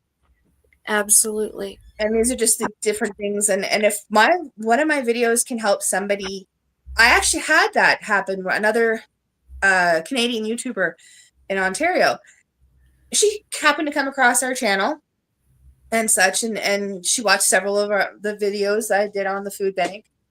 And love you too, honey. And they're a single income. She's a stay-at-home mom. Her husband was the only one working, and she was always scared to go and go to the food bank because of all the stigmas and such. And then she was watching the show, my videos, and she's like, you gave me the courage to at least go and ask, because I didn't know. Like, she went, she asked, she found out that yes, they did qualify. And it's like, because of the stigmas, people suffer when they shouldn't be suffering, and they Yeah, shouldn't let anybody make them feel like they're these tiny because they ask for help. absolutely. Any We kind of all help. start somewhere. Exactly. Everyone goes through that point in their life where they have a little bit of a hiccup, and so on and so forth. Something happens, you lose a job and you don't get a job for, let's say, a month or two. So your money gets a little tight. You don't, or the roof needs repair, and that takes, or your car that gets you to and from work needs repairs and such. So it's like everybody has these things happen. And do you choose to fix the tire or fix the car to get yourself to and from work, or putting food in your stomach? Well, you're no good to anybody if you're run down because you're not eating and Right, you need your car fixed. So if there's a place that can help you get at least basic nutrients into you while you fix your car, then great. And if you want to, then pay it forward. Pay it either forward or pay it back. Volunteer at a food bank. right, To do whatever. If you have, when you do have the means, go and do, like, our grocery stores have like these different grab bags you can do, $5, $10, $15. What, you have an extra $20, grab one of those food bank grab bags, put it in and donate when you have the opportunity. I mean, there's plenty of ways to pay help forward. And that's what absolutely. a lot of people have forgotten these days. So that's all we're really trying to do, is to kind of open everybody's eyes up. It's not just the food bank, it's help in general. Like, if you need help, see if there's a way to, even if it's like, say your lawn has fallen behind. Maybe you have a neighbor who might be, because your lawn tractor is broken, like ours is currently broken. Maybe you have a neighbor who could come over and quickly do your lawn for you and such. And then they'll, you'll pay it forward when, you have a chance. It's all these little things that Right. society these days has put shame, and it's like, well, you shouldn't be asking for help, and, oh, you and your husband work, you shouldn't be asking for handouts and all this sort of stuff. Who's to say Well, that job pays the bills? that's the thing, is like, who's to say that those two jobs pay the bills? That, you, for all you know, that family is literally living about just above the poverty line, even though they have two incomes. They have the basic necessities. They don't even have like internet or cable or anything like that. You don't know that. Right. Not everyone makes hundreds of thousands of dollars, and so on and so forth. Exactly. I mean, like, look at places like waitresses and wait staff and stuff like that. They make like, what, 850 or something? I don't know. I'm just guessing here from what I've heard and stuff. They rely on like tips and so on and so forth. Right. Well, that doesn't make a lot of money, even with tips and such. So it's like, your grocery store clerk, they're making minimum wage, whatever the minimum wage might be in your state or province or whatever. So let's, like, what, that could be like 20,000 to 50,000 depending on where you're living. But that also has to include, well, what's rents like where you're living? What are utility prices like? Here, we just had a utility. We're going to go through a hydro rate increase, so our power will go up and such. So you always have to take all that into consideration. Is just when you're looking at somebody who's, you think shouldn't be asking for help. Well, where do they live?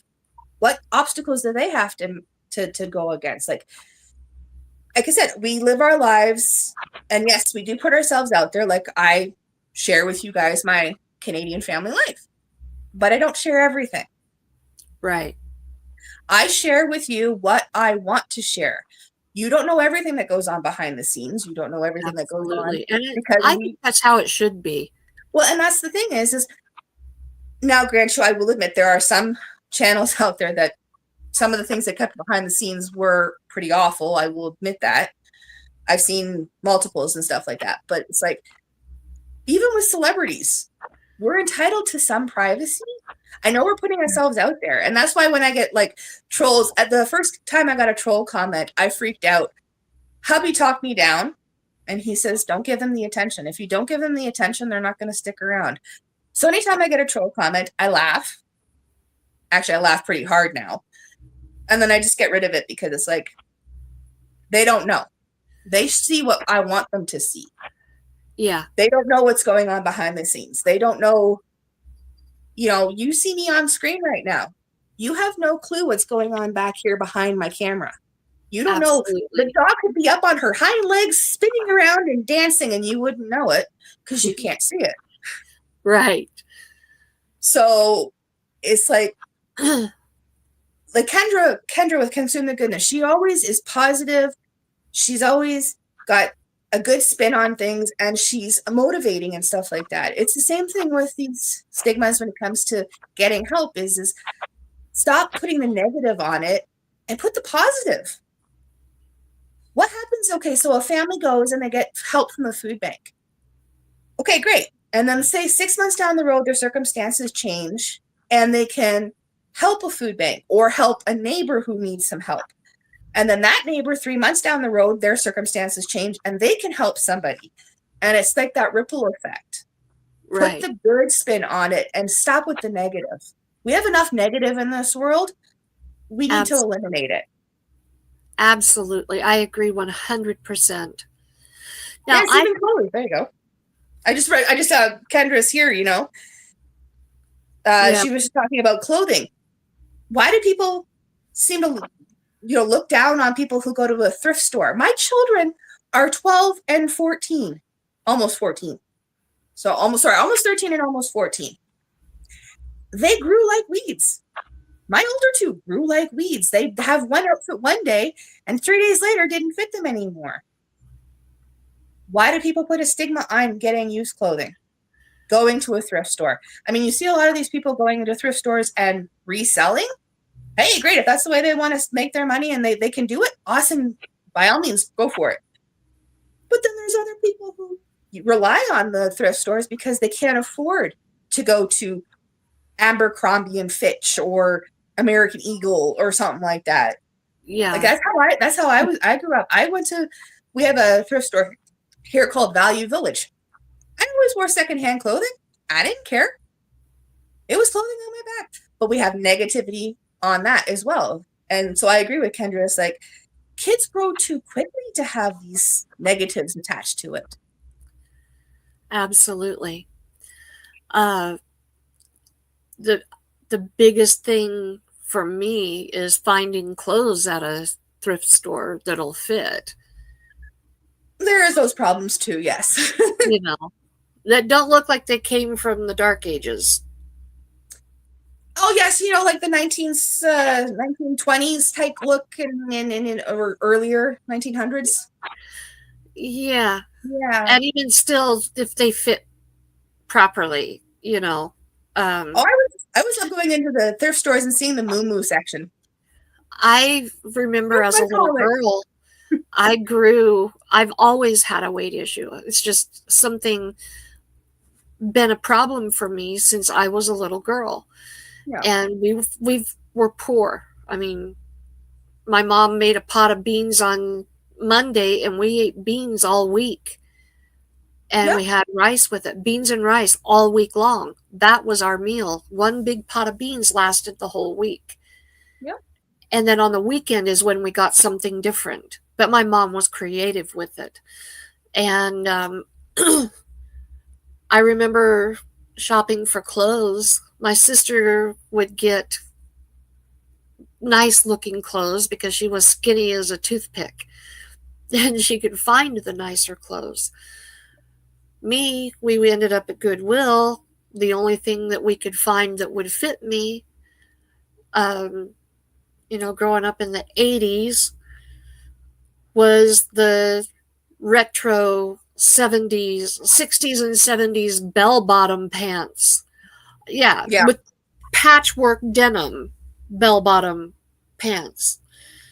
And having to wear those to school in the 80s because that's all that would fit me. It was the same thing with me. My sister was the same way. She's skinny, so she always had the better stuff and so on and so forth and everything like that. I will admit I was bullied when I was in school.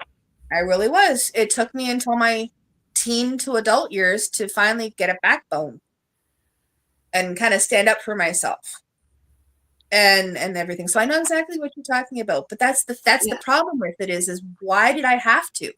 Why was Right. I teased so much because of that? Right. I shouldn't have been. Clothing is clothing. Hey, at least I'm not standing here buck naked in front of you. Exactly.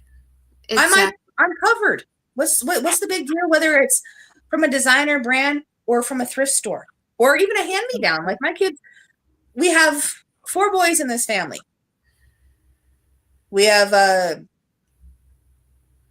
14, 14, almost 13, I think 11. So we've got 4 boys in the family. Cousins share clothing. We've got hand me downs left, right, and center. Yeah. So yeah, be thankful you're not getting, you don't have a female cousin who's like 3 years older than you, and you're getting her hand me downs from that. Her hand me down jeans. Hand-me-downs used to be the norm. I mean, now when I was really little, I remember family and friends were always, "Hey, do you have my little boy, my little girl has outgrown their clothes. Do you have? I'll swap." Yeah, It was clothing swaps. I was gonna say swap meets. They were a big thing back in the day. Like Yeah. And it went out of style around the mid 70s. Late yeah, 70s is when it went out of style. And I think they need to come back. I really think those good old fashioned swaps need to come back. And yeah, I don't mean I'll sell you what I have. I mean the swaps where mothers come together and say, "Hey, I've got my toddler just outgrew these clothes. You've got a 4-year old. Their clothes will fit my 2-year old. yeah. You've also got an infant. My toddler just outgrew all of these clothes. But Let's do swap. a swap." Well, we That actually kind of thing.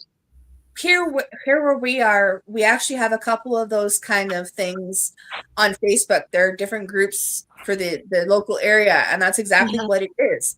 It's called, buddy swapping stuff. And that's what it is people will post, okay, say I've got a bunch of kitchen stuff, like some dishes and stuff like that. I'll trade you for, like, say, one woman was trading dishes from her kitchen for snacks for her children for school. So if Nothing say like she had a that. frying pan that you wanted, you give her some snacks and they would change.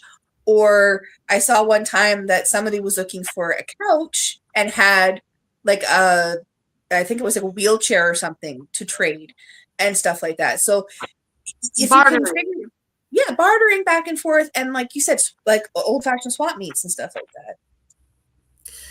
Create and Relate says, as Yeah, long as your clothes are clean and you are clean and groomed, the wrapping doesn't matter. exactly, Absolutely. Absolutely. exactly. Like I And said, that's don't what mind me. My hair is a little messy right now because I've been busy and putzing around the house, so that's why it's thrown up in a bun. I absolutely love your channel because you are normalizing it. You are making it absolutely normal. You are showing, okay, I got a can of tomato sauce, I got some chicken, I got noodles. What can I make with this? Oh, and by the way, I got a squash. Yeah, Let's I see didn't know what what we to do can with the make. squash. I got the squash and I'm like, what do I do with this? I've never don't know how am I to cook a squash? I don't know what I'm doing. But you come up with something. You figure out how to use this food, and maybe you only got one single piece of fruit. You Yep, figure it out. Yeah. You find a way to make it work for your family of four. And that's what my mom used to do. She might have one little tiny lump of meat. She fed her family of four with one little tiny lump of meat. Well, let's see here. Hubby was raised with the whole meat, potato, and vegetable. That's how he was raised. He had a Oh, meat. yeah. They had some sort of meat. They had Yep. some vegetables, and then they had the potatoes. Yep. And there's this one dish that his parents made all the time that we haven't really had. Like, I completely forgot about it. It's their version. It's not like a cheesy macaroni, but it's kind of like their version between a cross between a macaroni and a hamburger helper.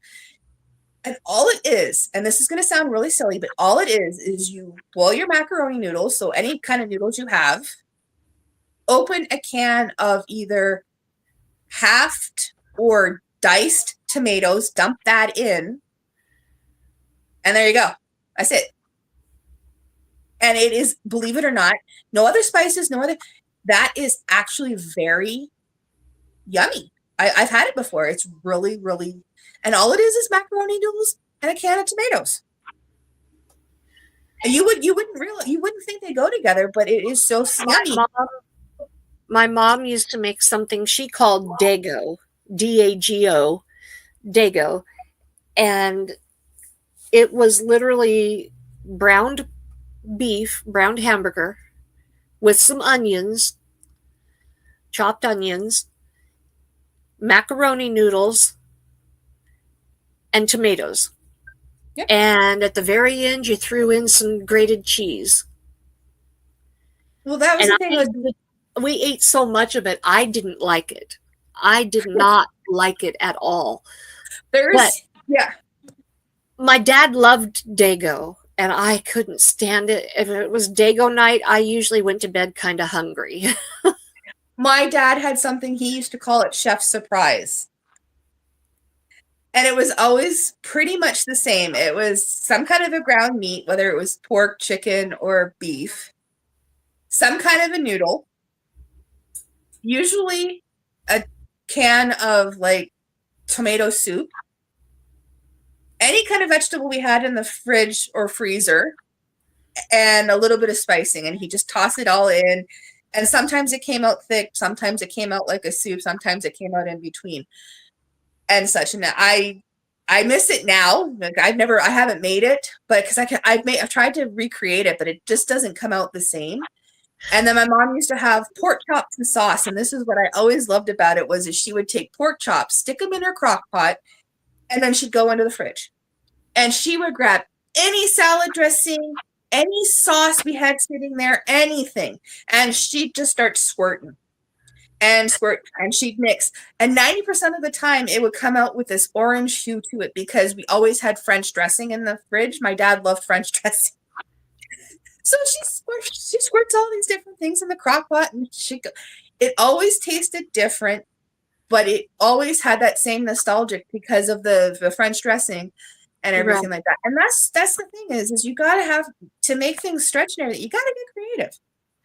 Like that's what part of why Chris and I have been enjoying doing these husband-wife challenges is we're taking certain dishes and we're like, okay, so you can do it indoors, but you can do it outdoors too.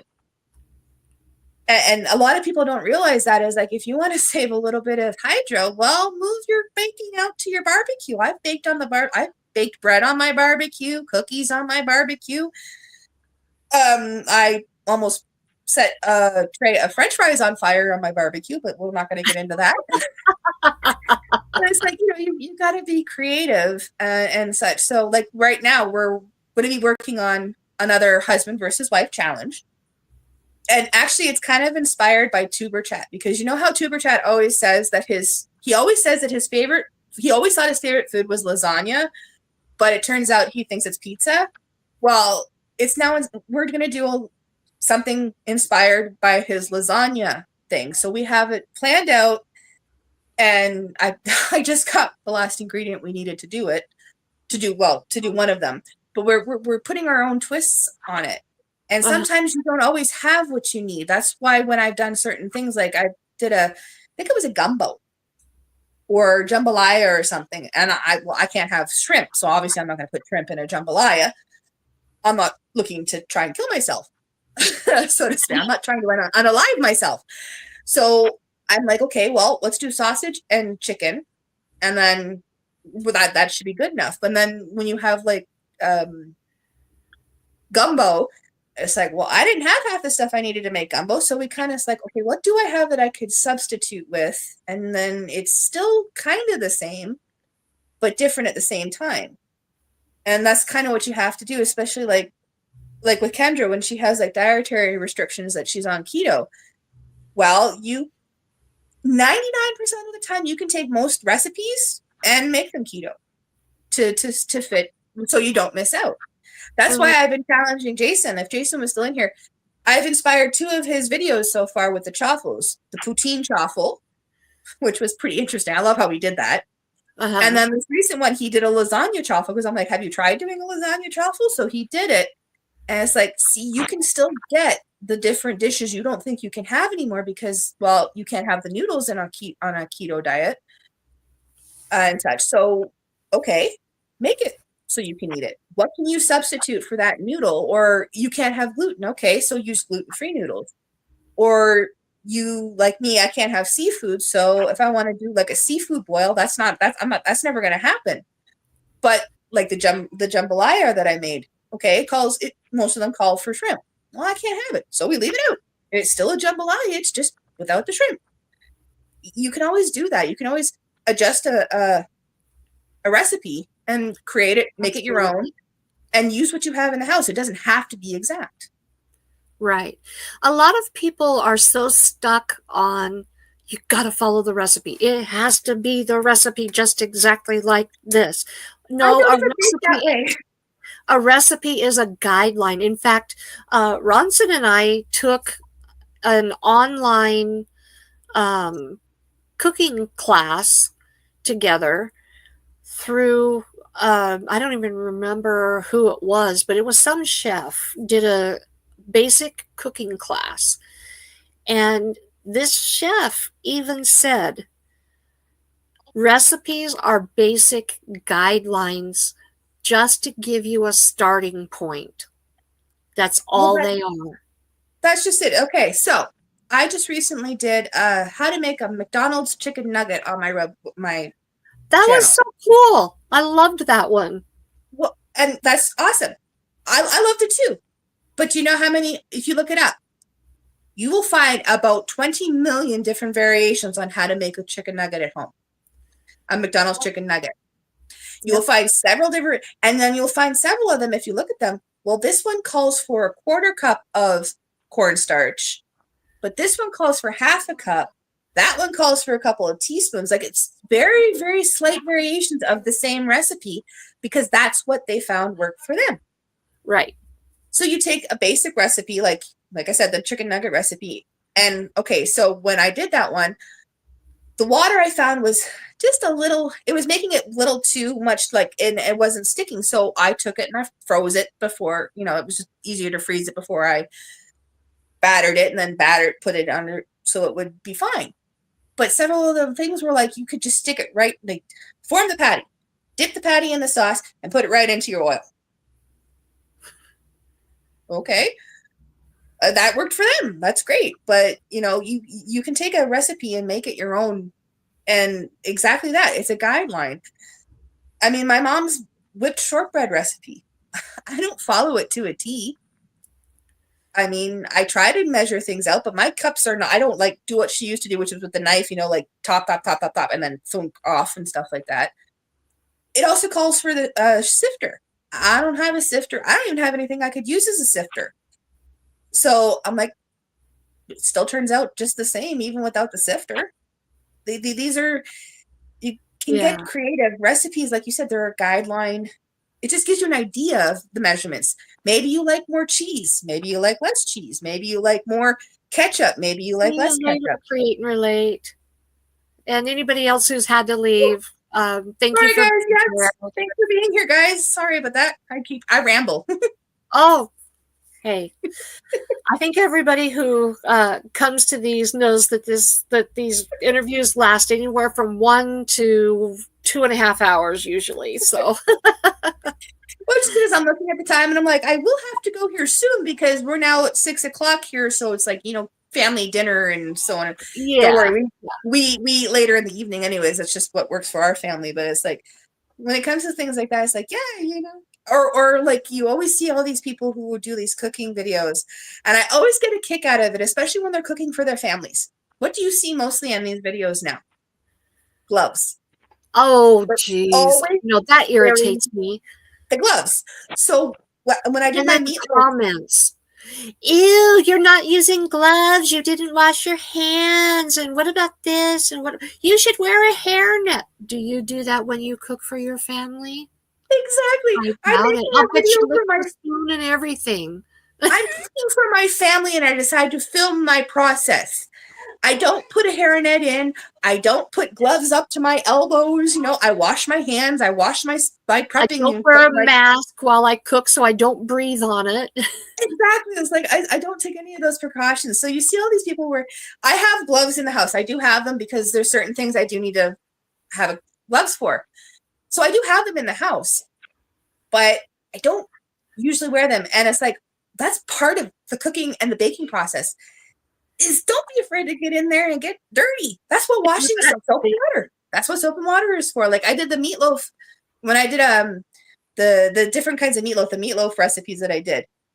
Yeah, I started with a spoon and like screw it, and I'm just in there, breaking and all that sort of stuff. I mean, you can't be afraid to get a little dirty and such. That's what soap and water is for. Okay, so you Now, don't see me wash my hands, but you don't see me wash my hands on camera. Okay, fine. But I go from having grimy hands to clean hands. I did that magic. I licked my hand clean. Like I licked raw meat off my hands. I I actually had somebody ask me that. Like, did you wash your hands? I was like, you saw me working with the stuff. What did you think I did? Like, I let the dog lick my hand clean, like, and then work with the meat. Like, yeah, exactly. it's like I'm cooking for my family. Why do I have to wear a hairnet and gloves and And a I don't mask. a mask or an apron even like I have a Christmas apron. That's all I have. So I don't always have covering. So yes, I get covered in flour. Yes, I have, like sauces can get crusted on the t-shirt. I drip on down on my shirt and I don't see it while I'm cooking. It's not like it's going to hurt anything. It's the same stuff that just went into the meal and it's my family eating it. I'm not serving you. If I was going to serve you, then you can have Yeah, a say in it. if I'm serving other people, absolutely, I take different precautions than I do for my own family. And that's the thing is I used to work at a gas station, and one of the things we had a roller grill. We had different ovens and stuff. We had taquitos, hot dogs, pizzas, that sort of stuff. Hey guys, guess what? I had to go through a food handling course. Every 4 years, I had to go through a food handling course. Yeah. My husband Chris worked at Campbell's factory here. We had a Campbell's soup factory. Again, food and health safety. We know all of this stuff. We know knife safety. We know food safety.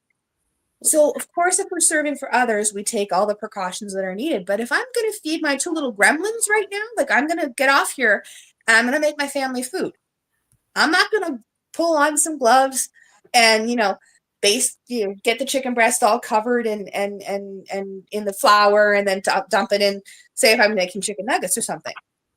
Yeah. It's like, I'm not going to glove up for that. That's just a waste of gloves. It is. Oh, now make sure you change gloves in between nuggets. Oh, exactly. Like, you touch raw meat, you have to wash your hands. Well, does that mean if I touch the raw meat and then I go to say vegetables, I have to change my gloves, and then I go back to the raw meat, I got to change my gloves again? Like, that's 3 sets of gloves right there, people. I'm not going to do that making my family food. I mean, I'd rather wash my hands. It's less wasteful. It is. And such, but it's like I'm cooking for my family, and they say that before you're like, what is it, 5 years old, or is it 2 years old or something, you eat 5 pounds of dirt in your life before you hit a certain age. Well, you I mean, do if we know can that survive, we eat over a ton of dirt every day, right?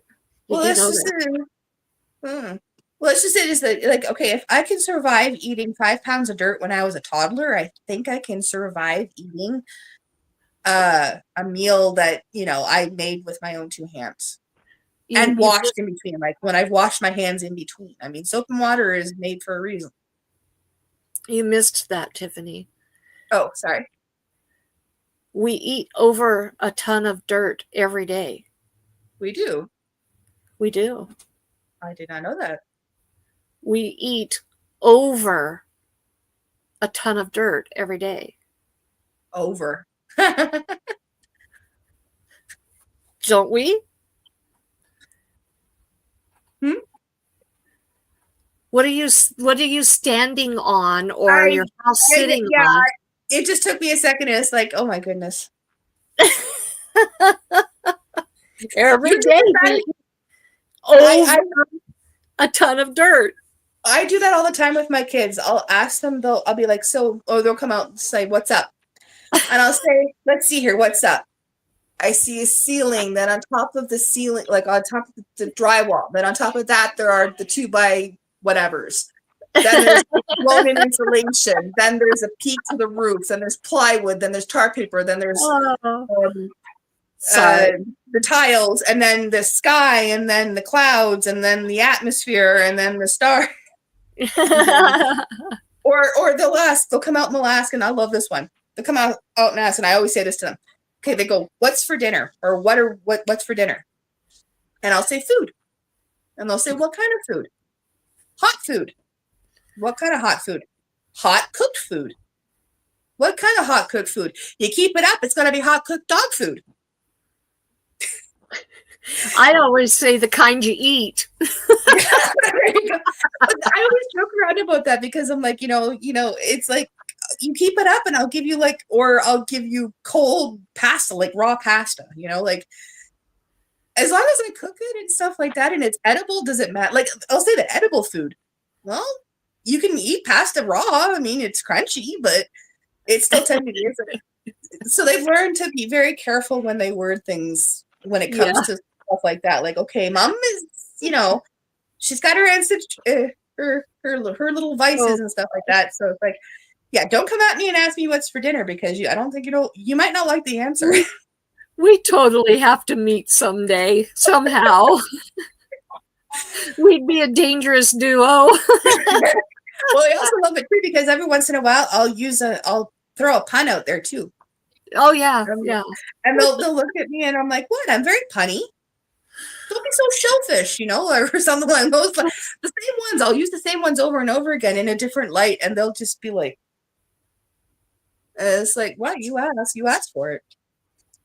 So really quick before we open it up for questions, speaking of which, be thinking of any questions that you have for Tiffany. We'll be doing questions in just a moment. When we were talking about services that are available to you if you need assistance, a little hand up, not a handout, a hand up. Yeah. Here in Idaho, I think it's actually a nationwide number, but here in Idaho for sure, we have a number that you can dial that is, you can ask a nurse, it's called a care line. Yeah. If you need services, whether you need to talk to a nurse, you need to find out about resources in the area, whatever it is, you can call this number and get help or find out what services are available to you in your area. And all you have to do is dial 211 and they will connect you with whatever it is you need. Do you have anything like that in your area or in Canada? Yeah, we have several different things. Like in Ontario, I believe they've got something called telehealth that will connect you to nurses that can help you decide whether or not it's should be seen right away or whatever. Here we have 511, which is will help you with like traffic reports and weather Okay. reports to make sure that the driving 511 is is okay. here too. We also have another one. I think it's 288 here that connects you with different social, like the food lists of food banks, Okay. clothing, places you can get clothing, help, different community programs that might be in your Community area and stuff like services. that. Yeah, it's different Okay, so services. your 288 is the equivalent of our 211. Yeah, I'm pretty sure it's 288. And then we just had another one just recently here in the Maritimes launch that if you call, you can talk to like counselors. It's for mental health. I Okay, don't remember what that one is offhand, but we ours do have several is different ones. ours is 988 for it's our national suicide helpline. Yeah, Oh, I don't know if we have a national one here in Canada, but I know that we do have, like here in New Brunswick and the Maritimes, they just launched uh one to help you connect with resources for suicides, stuff like that. yeah, So yeah, mental we do have health. different numbers you can call. There's also different websites that are out there too. Right. Each province has, I think each province has their own variation of Hmm. these different programs or these different ways of contacting and stuff like that. So I Okay, don't so know fully specifics. I just know that here we have a few of them. So okay, so I'm pretty sure that in the United States, the 211 number, I'm pretty sure that is a national helpline if you are looking for resources in your area. If you are looking for traffic information in your area, let me back up. In the um, area in the region where Tiffany is, 288 is the helpline. yeah, I'm pretty sure it's 288. Okay.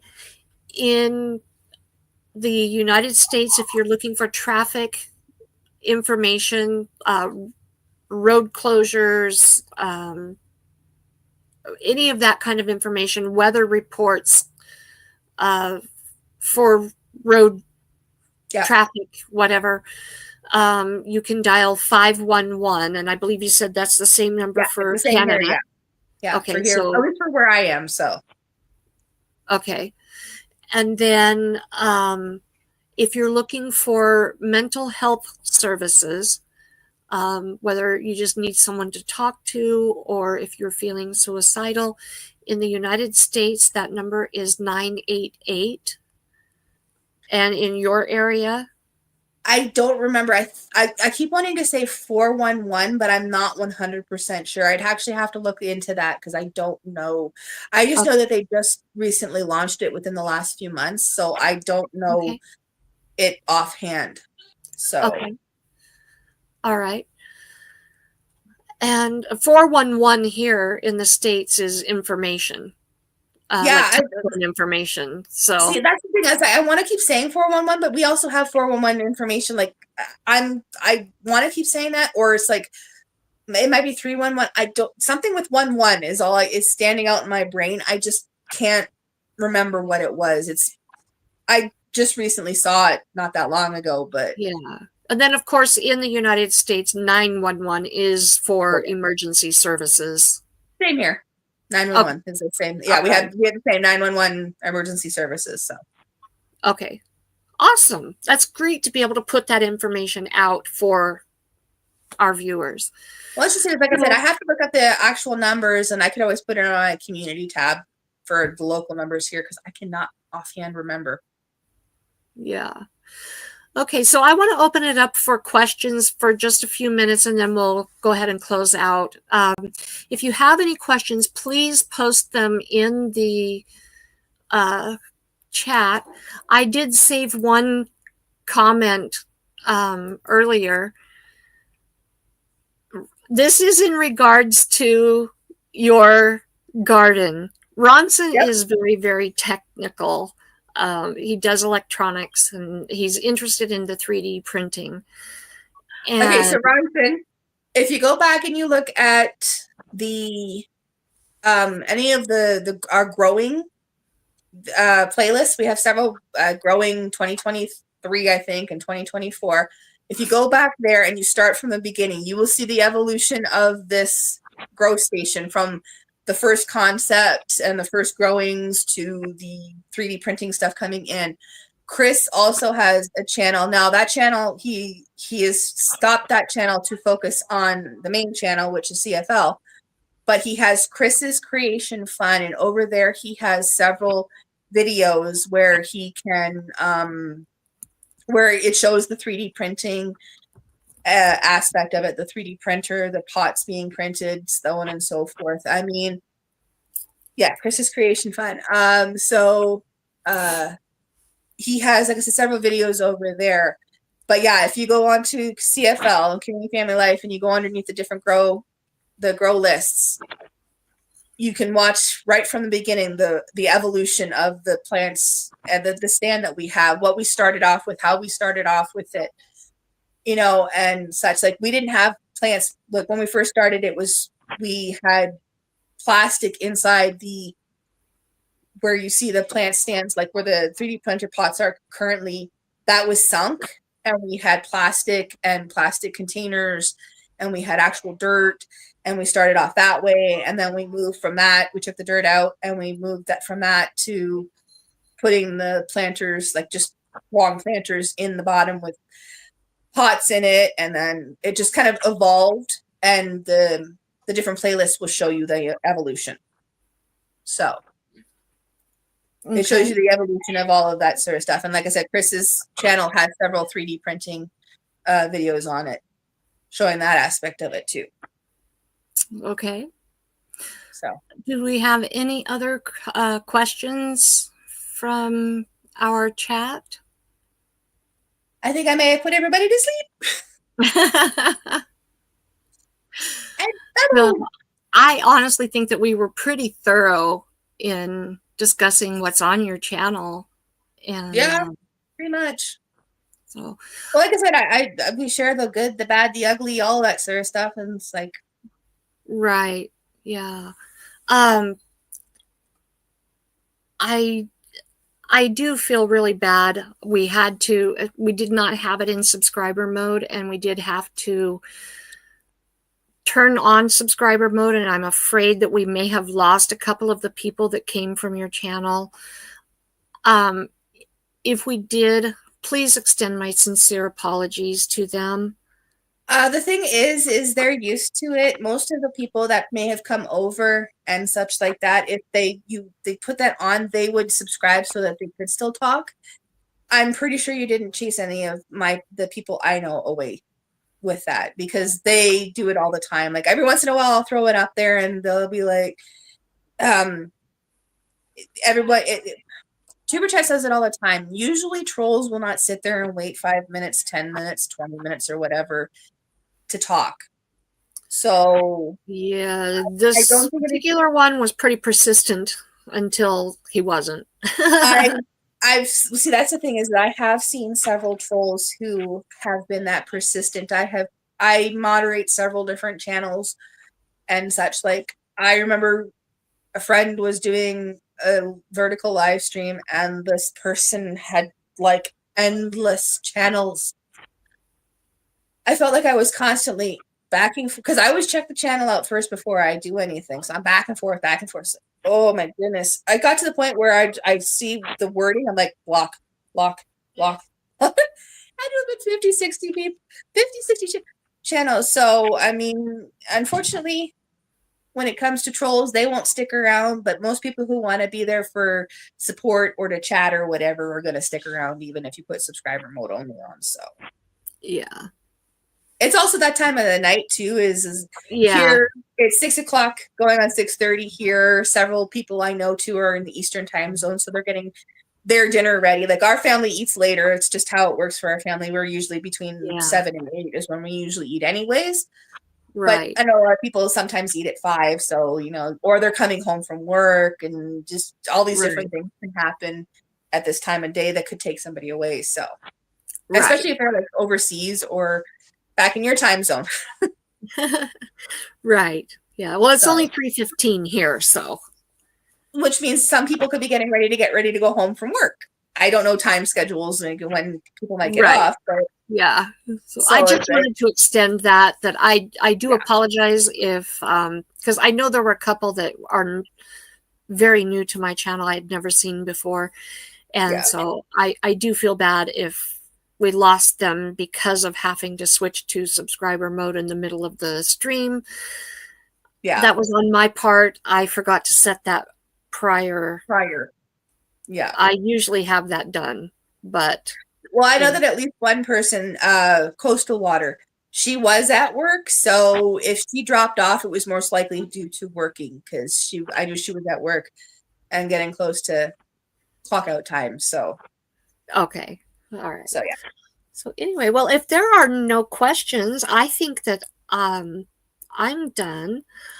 I would like to let everybody know who is still here or who is listening in on the replay that there is a link in my About section for it's called Interview Request Form.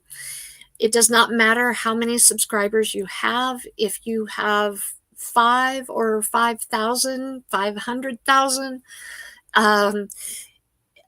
if you are a creator and you have actually created content on your channel, please fill out the form and submit it. I will get back to you after checking out your channel. And I am always looking for new channels to interview. It is my gift to the community. It is not about me. It is not about my channel. It is about yours. It is about lifting your channel up and sharing you out to the community, hopefully finding new channels to connect with. And I would welcome new channels to interview, new people to meet. So please check that out. If you know other channels that would be good candidates to interview, share that with them and invite them to fill out the form. I'm always looking for new people, always. So please, please, please share that with other people and let them know about that.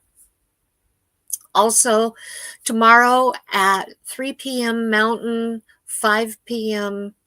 Eastern, I will have Talk About It Tuesday with my co-host Glenda from Grace and Fire.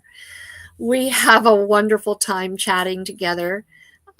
Typically runs 1 to 2 hours, depending on how much we have going on or what we have to talk about for the day. We just chit chat about this, that, and the other. Tacos not required. And I would invite you to come back for that. You never know. I may have some new kittens, brand new kittens to show. I have 2 mamas that are, well, one I thought was going to have her babies yesterday, and she has not yet. And then there will be a new video out on Thursday, provided everything goes well and I can get it recorded in time. But there will be a new video out this week for your thoughts for Thursday. I have 2 channels that have submitted a form for next Monday's Meet Me Monday. I'm not sure which one will be up for the interview, but I will have a guest here for Monday. So I do invite you to come back next week for another Meet Me Monday at 1 p.m. Mountain, 3 p.m. Eastern, and share it out. Invite your friends, invite your subscribers to come and join. We'd love to have more people in chat so that they can meet our wonderful guests. And with that, I would like to thank Tiffany for coming on and being my guest today. It's been a pleasure thanks for getting to having me. know you and I learning more appreciate it. about your family I and had your fun. channel. So, anyway, do you have anything else you'd like to share with us? No, we were like Andy there said, we're very thorough today, and I enjoyed this. This was a lot of fun. Thank you for having me. I appreciate you having me up here. Absolutely, my I always pleasure. always love doing these types of things. You know, it's always fun. And for anybody out there who might be listening, who is a little scared or nervous to go live, I suggest this is how I did it. I went like this. I joined somebody on their live. And that's how I got over the nervousness. People keep, having a co-host can sometimes keep you at peace. And Karma is a perfect example of that because she's very calm and very soothing, and she's very sweet about it. Like, I've watched several of her interviews, and she's always got a calmness about her, and she lets you take it at your pace. So if you're a little nervous, try doing like a co-stream like this where you're talking to somebody else on panel. It will get you used to the idea of being on a live and doing a live, and then you might brave doing one by yourself. Well, thank you for those kind words. And as far as time schedules, there's ways to work around that too. We can make it happen. So don't let the time schedule keep you from coming on for an interview. We can make that happen. So, anyway, with that, I will thank you again and invite you to join me again for another live on another day. And I wish you guys well. Have a very blessed evening, and I will see you again another day. Bye bye, guys. Bye, guys.